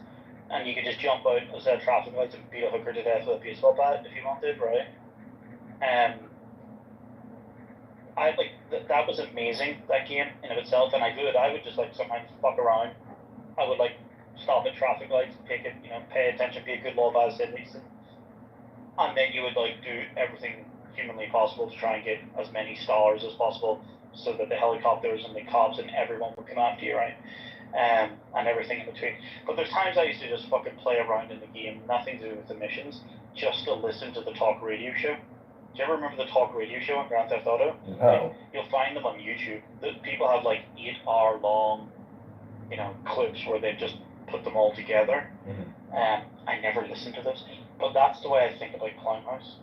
I think of it as not only the never-ending, unique sort of content version of those talk radio shows on Grand Theft Auto, which were hilarious, right? But it's also interactive, right? Like, you get to call into the radio show and interact with it, you know, and you don't have to wait for someone else's permission. You can do it on demand whenever you want. You don't need someone's permission. Like, I can just fucking come off mic. You know, I don't need some radio producer's, you know, permission, or to have to give them a pre-interview to let them know what I'm going to talk about. Like, you can just come off mute and start saying, nigga-ish, broke ass bitch. Like, and there you go. Like, where else could you find that? You could not find that improv in any game, or like, it's just, it's. I view it as a video game, yeah. Like, unique pattern, because no 2 days of Clubhouse is the same, right? Yeah, that's true. The endlessly unique pattern of it, yeah, or lack of pattern of it, is you want to devour it, whereas something is like, oh, this is another one of those, like, it's like watching CSI. It's like, oh, enhance or whatever, or both. It's like, it's the same shit, right? It's boring. You switch off, right? But when it's endlessly unpredictable, well, that's for an unknown gain or an unknown prize. Like, this is why slot machines are addictive, because there's a very small level of inputs required for a small risk for a potentially high and random reward. If the reward was certain, like if everyone knew every time they pulled the lever or hit the button that they'd earn 1 cent, people would stop. People wouldn't do it. Yeah, but you're missing one word in your whole analysis here. It's communication. Even a slot machine is a communication device. Well, I don't know about that. I don't know what interpretation of communication you're thinking. What do you mean? The fucking thing is a visual display of fucking amazing shit. It's lights up everything in your brain. It's interaction, but it's not. I wouldn't have to call it communication. It is. The thing is communicating. It's a fucking video game, and people put money in it to play a video game. They don't know. I don't fucking play slot machines or fucking shit. I don't know. Well, I play PlayStation 5. I play Modern Warfare or Call of Duty, And you pay for it once and you can play it forever. And the point is, it's just like this app in the sense that, like you said, it has no defined path, meaning that it's so random and there's no pattern. That's what makes it so new and unique every time, where you just keep pursuing it because you can never catch its tail. Mhm. That's what playing Call of Duty is like. But when you sit there and you play a slot machine, you have to rationally and pragmatically say to yourself, fuck, I'm being hypnotized by this video game communication device. It's a percentage loss of every bet on average. And your analysis that people think, for low reward, high payoff, that's not really what's happening in the brain when somebody sits down at a slot machine. There's a whole depressive. No, people aren't conscious when they're like mostly doing this. But that's because they're put into a high state of hypnosis. They're in a high state of hypnosis when they sit down at a slot machine. You ever see them slumped over? They don't move. They sit there and they just punch and punch and punch. And every time they punch, they lose 25% of every wager over and over and over again until they're left with zero. No, the only game I'll ever play and have done in a casino is blackjack. And even then, I don't know, I just go in with a set amount and be like, this is the amount of money I'm willing to, spend, lose, in other words, and come with me. I should go to my. I don't. I should go to my local casino and just sit next to people and film them losing their money and like upload a YouTube channel and just call it casino hypnosis and prove to people that the casino is technically in the hypnosis industry. Well, yeah, I'm sure that's why in America they feed you free drinks as well, right? So like. Yeah, music, fragrance. They scent the air even. My friend who owns affiliate.com and redirect.com and this multi-million-dollar strip club, he's worth like probably $300 million. His name is Scott Richter. He has this YouTube account called Lucky Jackpot, I think. Anyways, he owns win.com, WIN. And so he has like a casino app in the market, in Android and iPhone. And so he films himself going to casinos all around the world. But did you say win.com? Yeah, WIN, yeah. Yeah, I know this guy very well. Oh no, that's not it. That's not it. Well, let me just get you his Instagram and then you can see who he is. No, that's like a fucking. No, it's not it. That's like an 8-figure web domain. Like that's. We'll go to redirect.com. Like voice.com sold for like $36 million. Go to redirect.com. That's his big money maker. He makes $800,000 a month off of this website. Redirect.com. REDIRECT. Redirect. It's an ad network. And so if you're a domainer or whatever, you can monetize with all his ads. He's got native ads, international traffic, domain optimization, buy traffic, sell traffic. I should fucking work with him again. It's a real business. It must be. It used to be much easier to do sort of traffic arbitrage, right? Like buying traffic in one place and like being able to sell those ads that you put in front of it. Google made that much harder. But if there's a way, then yeah. So this other company I used to work at here in Chicago, it's called jobsonline.net. And the guy is worth like $150 million. He owned this other company called what was it called? Like scholarships.com or Fastweb, and basically he sold it to monster.com, which is a big job portal. And so anyways, jobsonline.net, they got bought out by Disney Corp, by their hedge fund. It's called Shamrock Partners. And so I work for them, and it's called jobsonline.net, and it's just a job search engine. But dude, they're making $300,000 a month in Google ad revenue, or $800,000 a month in Google ad revenue, just in Google ad revenue. And then they sell all the data to call centers, and then they fucking spam the shit out of you, and they sell all your data to education corps mostly. But oh my god, these guys fucking killed it, dude. And life is gravy when you got that kind of money, but people still work. I mean, if I had $150 million, I'd stop working. I don't know why people continue to want to try to like work, and just constantly. Because there's only so much there's only so much, like everything becomes normal, you know, like the first time I lived in Portugal in like '06 to '08, I lived out there with my parents. They'd sold their villa and were renting a townhouse on a cliff top over, like, with a, you know, amazing ocean view, basically. And it was amazing for like the first week, and then it just becomes normal, right? So you say that, you know, someone's making £100 a week or blah, blah, blah, or whatever. It's just like, I know, I had 9/11 for a while, and like, after about 4 days, it was like, is this it? Like, it was just like, you need to constantly be, I struggled with, it took me a long time to understand this, but I completely smashed my goals for my business in 2014, 10 years ago.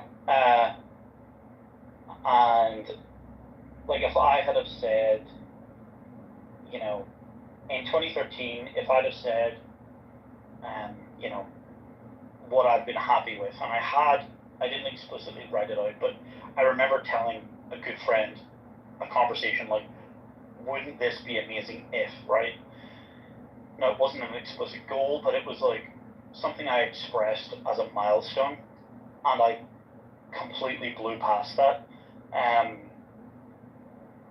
But so I completely over-exceeded and surpassed my theoretical goal. And the problem is not that I hit it or I exceeded it, it's because then you need to immediately set another one, essentially. Because even though I quote unquote did well or made it or whatever, I ended up just floundering for about 2 years because I wasn't aiming at anything. So if you just want to flounder and like, yeah, but I'm not saying and jerk off or watch TV all the time. No, you don't understand. I have a very large book collection that I have spent a lot of money on, and I know that there's so much that I don't know that, like, just educational pursuits alone is technically a job, and it's work, and it's academic, or, you know. Anyways, the point is, you can never go bored, because the problem... There's no such thing as being bored. There's only boring people. I really believe that. Right. Like, what I'm trying to say is my book collection alone is a couple lifetimes worth of work, because I literally have 12 bookshelves and they're totally full. I've spent probably like $30,000 buying this like book collection that I've accumulated over 5 years, 6 years, even fucking longer than that. Anyways, I want to recreate a lot of the books, or do the best passages, and basically create a media business based off of the high value information within all these books. Sure. And just republish, whether in all kinds of ways, but artistic ways, but also commercialization. So that's a subscription service, whether it's like, you call it philosophy tutor, and then we provide philosophers tutoring, philosopher tutoring classes for people all around the world, children around the world, or even therapeutic services, things like that. These books can be used therapeutically because they deal with primarily psychology or self-actualization or self-confidence. Anyways, I'm just saying that your average moron on this app, who actually is very well-to-do, for example, like Cindy Stumpo or Nelson Apega or Grant Cardone, these losers do not have books. They barely read books. They're pretty much in the hypnosis business. So, like, if you really want to be happy, if you really want to be smart, it's great to have a lot of money, but honestly, the wisdom and the intelligence of a lot of the information in these books, or just your average library, is such a great thing to pursue that I'm not doubting that, but that's not the argument. That's not like even countering the argument I'm making. Like, ultimately, what I'm saying is, like, let's use like Silicon Valley, investor speak, right? Like, you could say money equals time, or time equals money. Like, to me, money equals runway, right? The more cash at hand that I have, the greater the runway I have, which means the more time I can take, to do whatever I want, right? So, like, Yeah, in but I theory, mean, in Silicon Valley, it's like either something takes off or it falls off and I crashes know, and but burns the or other whatever, thing right? is, it's But not like, just the what more you're. money that you have, the more time you therefore theoretically have. No, that's not to then true. Time and actually money, money times cliche. no. Well, no, it is true unless you're an idiot and you completely, and it's very easy to do, as I've done it in the past, by like ramping up your like personal expenses or whatever, right? So like for example, I could live in a bigger house. I could drive, like I have multiple cars, but I could drive something brand new and much more expensive with extreme depreciation or whatever, right? I could like, I look at that, the higher my monthly costs, I look at that as like forcing myself to be on a treadmill and increasing the speed, right? So the pace at which I must, I must work at, regardless of the fact I want to, just to simply keep the lights on or whatever, that's like no appeal to me. But the more money you have, therefore the more time you have, or the more runway you have. No, you got it all wrong. Money and art are tied together. This is the irony of the Federal Reserve argument, is that the Federal Reserve is technically like all other businesses. They're just in the communication hypnosis business. It's not banking is this grand illusion. It's the grandest illusion of all illusions. It's even grander than doctors. Doctors say they can give you, life or immortality or at least save your life. But the truth is the perpetual ghost machine is the bank. And anyways, I guess what I'm trying to say is, when you have a lot of money or you start accumulating money, if you do it organically and naturally, you start buying everything in existence, meaning that you start curating or cultivating a collection of some sort. And so when Andy Warhol died, a famous American artist, his estate was valued at 600 million. When Picasso died, I think his estate was valued at $1 billion or 3 billion or something to that extent. The point is, if whatever you do in your life, art is a secret word. It's like God, basically. It's the same word. So get into art, creating art, but commercialization of art.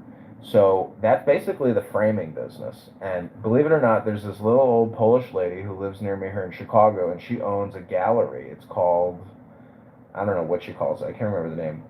But she's been there for 50 years, and she's been brokering artwork, and she's, made many, many millions. And I just recently bought a piece from her for $250. This fucking painting's worth like $4,000. Art is ridiculous, but it's one of those subjective, stupid things. It's like a diamond. It's subjective fucking nonsense. I think it's some kind of like tax evasion or No. It's I have no idea. It's like stock. It's like a stock certificate. I applied. I don't like this guy. I'm not endorsing every single thing he's ever said, but I do kind of apply this one Warren Buffett mantra in regards to this. I don't know anything about it, and therefore I don't fucking invest. No. I'm not saying invest. I'm saying it's a social act. Just do it as a social activity to start, because A, you're gonna meet a lot of chicks, but B, you. Dude, if I want to do something as social art, I can jerk off of a fucking social art or like. I know, but don't you do? I mean. But T-Robs, the whole thing is, if you've accumulated, financial success, it's incumbent and Christian upon you to go help people in your community and build men and build buildings and start other businesses that are viable in the real world, because the tyranny that we're living in is government run everything. So it takes tremendous organizational and intelligence to create a business that can survive in the real world, even outside of the digital parallel society. But there's people that do it, and there's people that ultimately fail. The only reason you would do one of those is a fucking passion project, right? So it's like, if you earn enough money doing the thing that actually really pays the bills, that your, other half who, like, dude, I know a guy that it literally costs him more every single year. I told this story on Clubhouse more than once, where his wife has some fucking like bullshit job, which makes her feel good and like that she can brag about as philanthropy or whatever to the ladies in the golf club.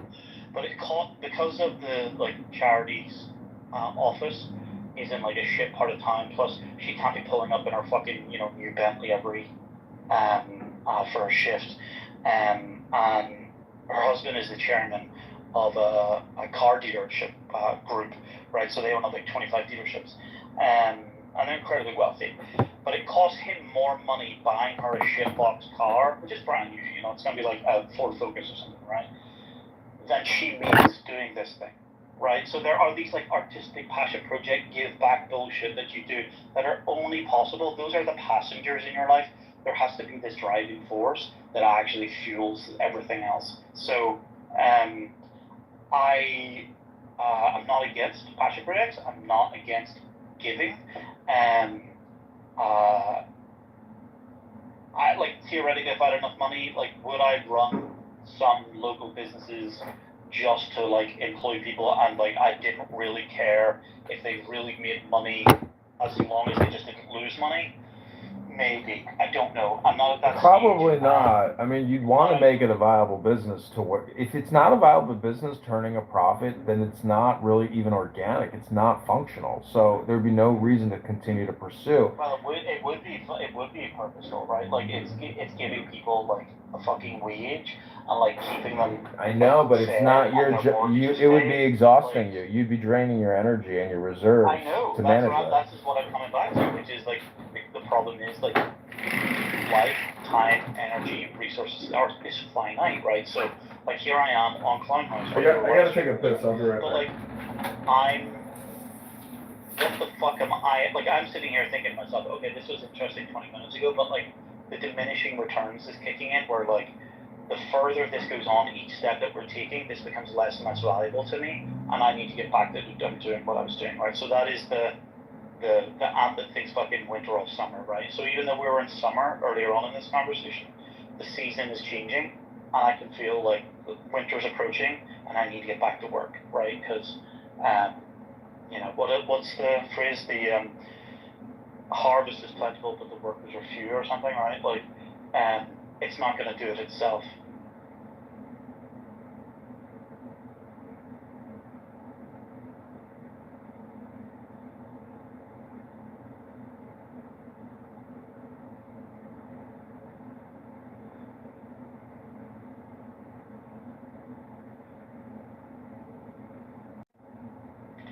Fucking wish it could do it itself.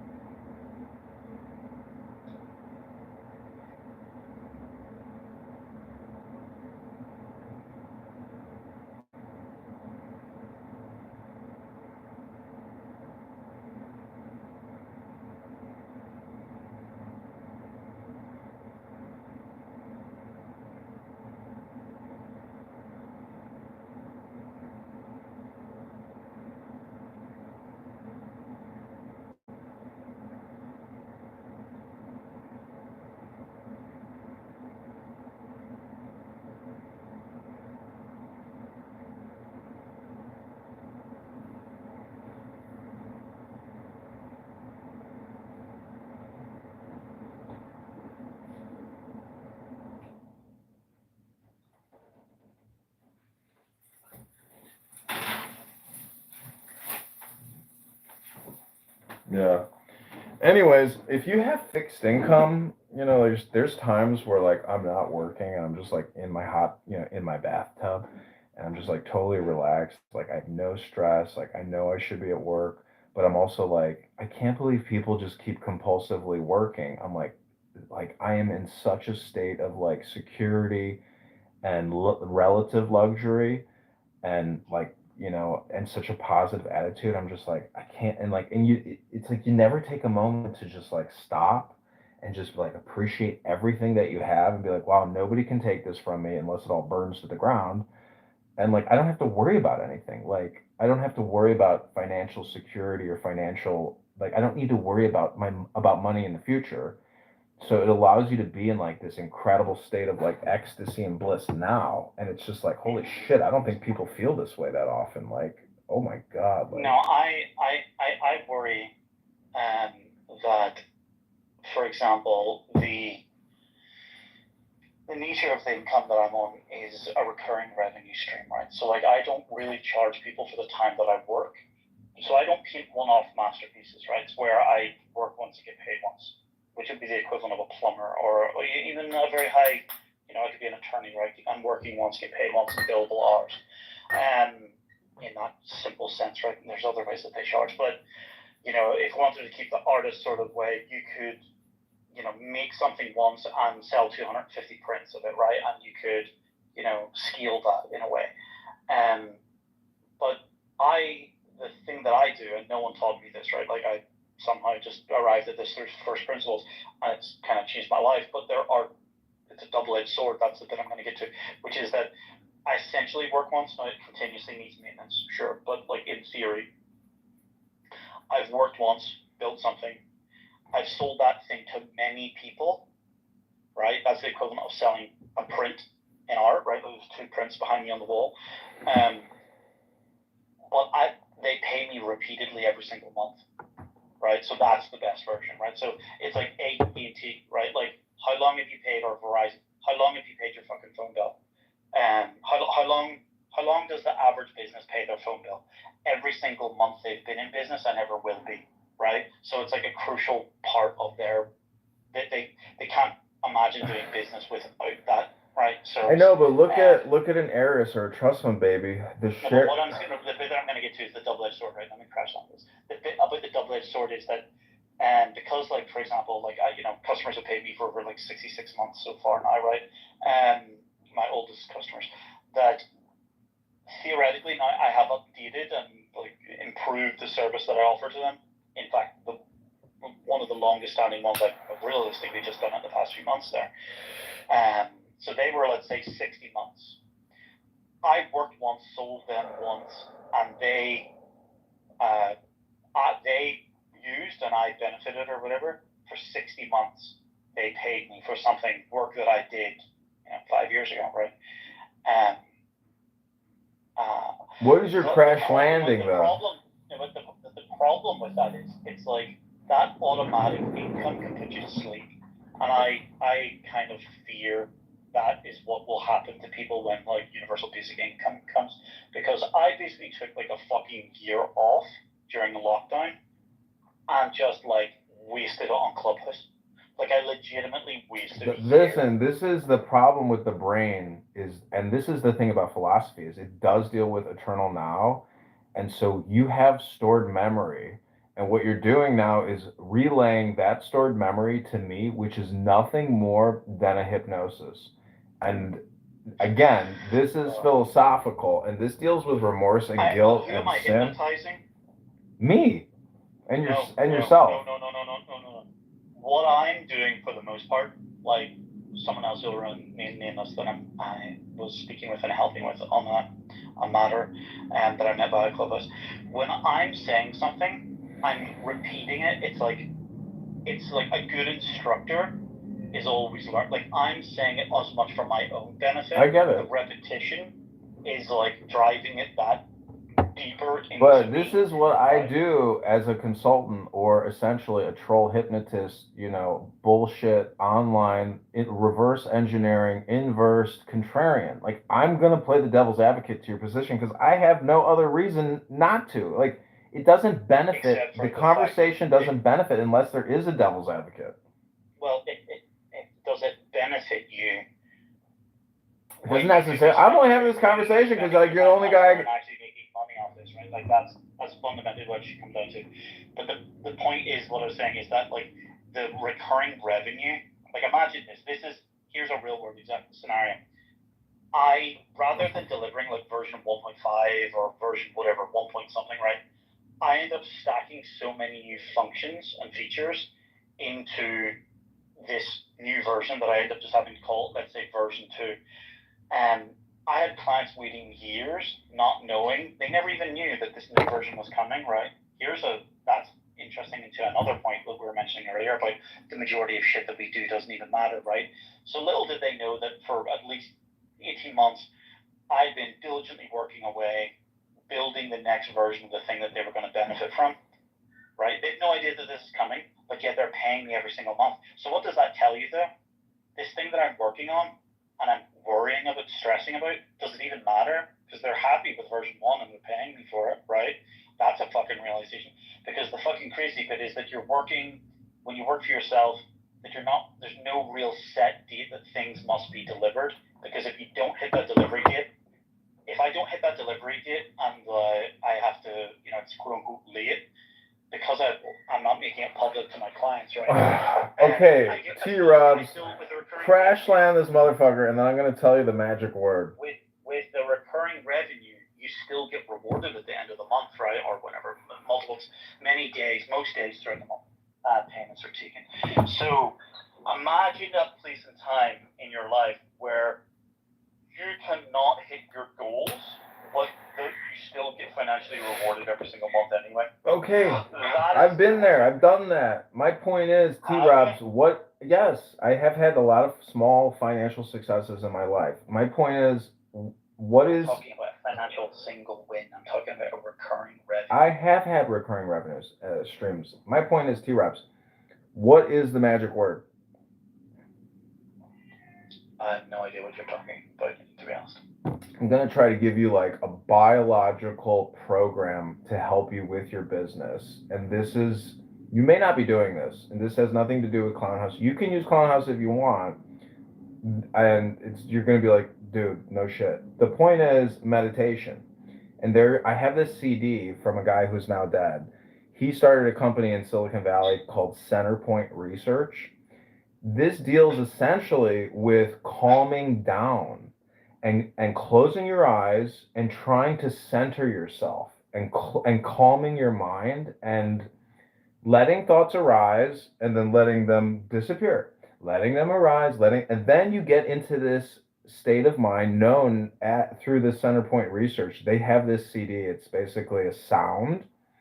It's a way to harmonize yourself to where you're no longer having automated thoughts. But this is a good space to be in because you will have thoughts about your business and then you'll be like, fuck, that's a great idea, or fuck, I didn't do that. What I'm trying to say is there is a way to use your brain to create the thoughts that you need that you can't have otherwise because there's so much friction and vibration, which is preventing you to getting to like the center of your brain to have the thoughts that will really propel your business.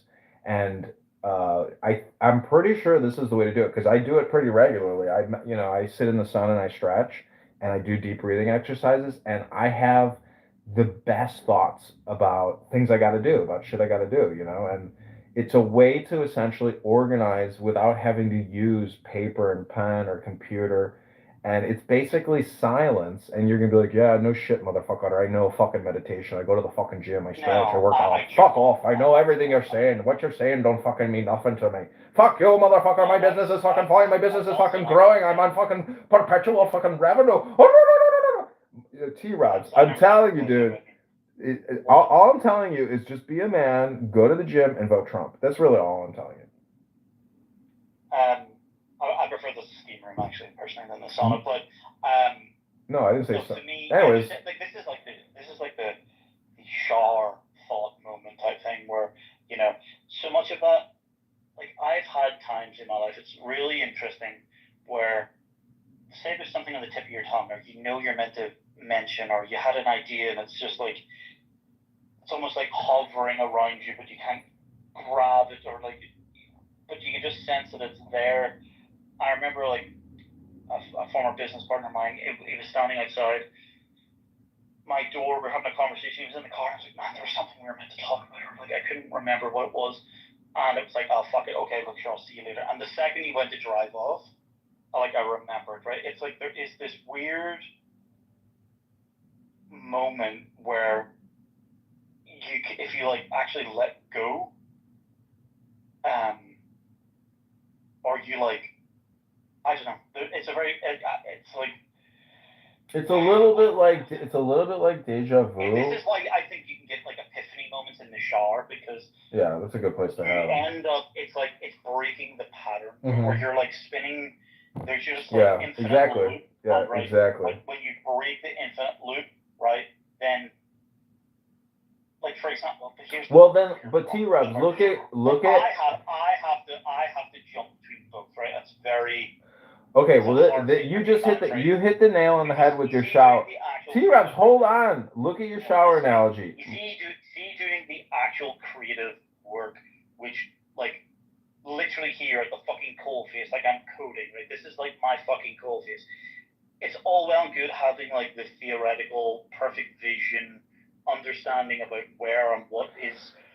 T-Robs, you're over. T-Robs, you are over. You're overthinking this. You're overthinking this. It's done. It's meaningless, right? No, you're overthinking this, and you're overstating I'm not it. overthinking it. No, when you said that when you're in the shower and you break the pattern, that is technically a reverse hypnosis or a meditation, because in the shower you're not being communicated to, and you're not being hypnotized by the cell phone, by the television, by the newspaper, by your family, by your associates. In the shower, that is the one moment of your day where you're technically totally alone, and the environment can no longer communicate with you. Yet in the shower, there's a consistent and persistent humming of the shower. So, all I'm trying to say is, you can do that shower moment here on Clown House, and that's the trick. And I mean, I know you're from Northern Ireland, and there is this gentleman. His name is called Aleister Crowley, and I have many of his books. And essentially, he synthesized multiple religious, philosophical, spiritual traditions, and it's all the same bullshit, and it is New Age bullshit, but it is basically deals with concentration or focus of mind to really ethically and morally, essentially rearrange the society. And I mean, I'm doing it in a ridiculous manner, but whatever your business is, it's technically the same process and procedure for project management, which is let go and listen and shut the fuck up. So the point is, silence is the creation secret. You can create anything in silence. And my biggest success, that sponsorship secret site, I did that in silence in my apartment in Charleston, South Carolina, after I graduated college. I remember like countless days of like building the site by hand, doing the photography, setting it all up. And I had days where I was like consistently making $200 to $400 a day, but it's a lot of work going to the post office and mailing packages every day. Yeah, fuck that. Right, exactly. So anyways, my point is, like, I don't want to go to the post office every day. I don't want to ship packages. I don't want to be a professional shipper. That's not my goal in life. My goal is liberation and liberating other people. And the real money maker is self-actualization hypnosis. This is what all these great gurus are. The time is now. People are more depressed and that makes no fucking sense. The goal is to sell non-tangible products. I know, but that's what I'm doing. I'm selling nothing burgers. That's what Alan Watts did. No, you're not selling anything else. Well, eventually I will. I'm getting ready to launch Nothing Burgers Incorporated. Yeah, that's really going to be, a winner. How are you going to add value? By not adding value. By taking away value. And showing people that there's no value to add. You're already inherently and ethically and virtuously a person just by being. It's virtuous to be a human, to be a man. People are so fucked up and brainwashed and propagandized and just absolutely slave drones. They can't free themselves from the system, and then they die before they even get to collect their retirement. It's a crazy retirement industry is the biggest scam, because most retirees only get to enjoy 2 years of their retirement. They die. They work 30 years to pay into a system that they got to enjoy for 2 years.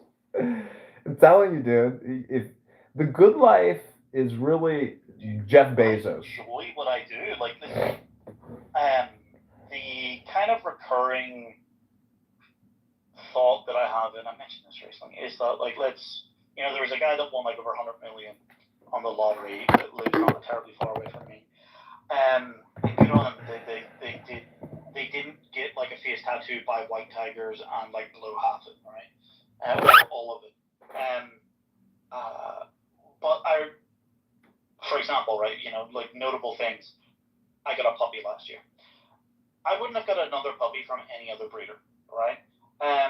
This desk is amazing, quite expensive. I wouldn't be sitting right now at any other desk in any other place. Well, I'd be in my office, but sure, it might be in a, not this 4-bedroom house, maybe it'd be it would definitely probably be another bigger house, but in this location.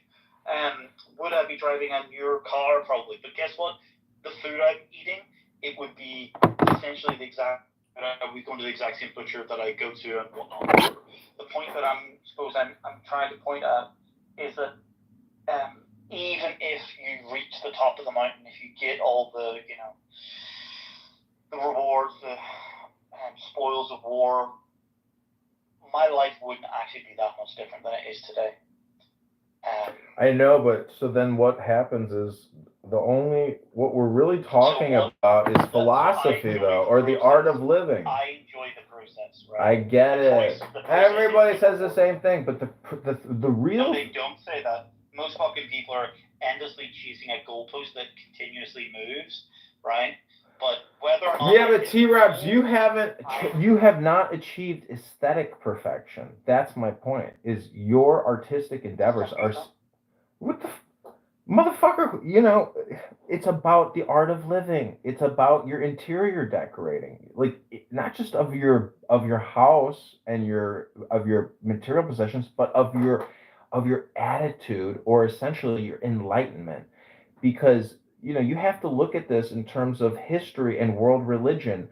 You have to know about Buddhism. You have to know about Hinduism. You have to know about Islamism. You have to know about Christianity and Judaism and Zoroastrianism and all these things, and the philosophy of the Romans. The more I learn about any topic that's not related to business, the more radicalized and the more it's not about radicalization. It's about enlightenment. Like this, man, I have switched off, right? Like I also endlessly devoured on, for example, Clubhouse, right? Because it was little fucking Chicken Little, where it was like the sky was falling every fucking day. Yeah. The sky is falling. The sky is falling. It's the end of the fucking world. We're all gonna die. The vaccines, the fucking whatever, right? Dude, none of it ever comes true. None of it ever really affects your life except for more taxes. And people are impacted by the vaccine significantly. Understand, or the more I have not changed my mind on anything since I have become quote unquote. I know, but dude, I know, but you go to new restaurants, don't you? The point is, you're gonna do new things, T-Robs. You're gonna do new things. What I already believe, but to a much higher degree. That's fine, but Mr. T-Robs, I dare interject and say you're gonna try new restaurants, and so am I. And so, what's your point? Oh, for sure. Yeah, but that's not. What the fuck's that got to do with the price of bread? Meaning that you're limited. I'm telling you that I have pursued psychological and philosophical because of my book collection. You're missing. What I'm trying to tell you is. I'm looking at a fucking. Dude, I've got books authored by people I fucking hate. You know, I'm staring at, like, I buy books faster than I fucking can read them. I know, so do I. I see a book on my desk that I had to go look at on Amazon here. I bought it in 2013. I know, but Mr. T-Robs, I dare interject and say that my book collection, your book collection, our library's book collections can be used for business endeavors in ways that other people will never do business. Like, these books themselves are a business, but what the books really are an external hard drive that we can utilize for the data and for manipulating people online. Well, it depends, right? How can you monetize Minecraft? Well, look at it this way. It's all hypnosis content, because Google may scan the books in and open it up for search, but they're not turning all their books into audiobooks. And on YouTube, if we had, say, 100 YouTube accounts with 100,000 audiobooks, holy fuck, we'd be monetizing YouTube. And that's where the perpetual money machine comes in. It's the Google tit money. I used to work at Google. I used to be a Google publisher. I got the job at Google because I knew every Google product inside and out, because I was a publisher and I was an advertiser.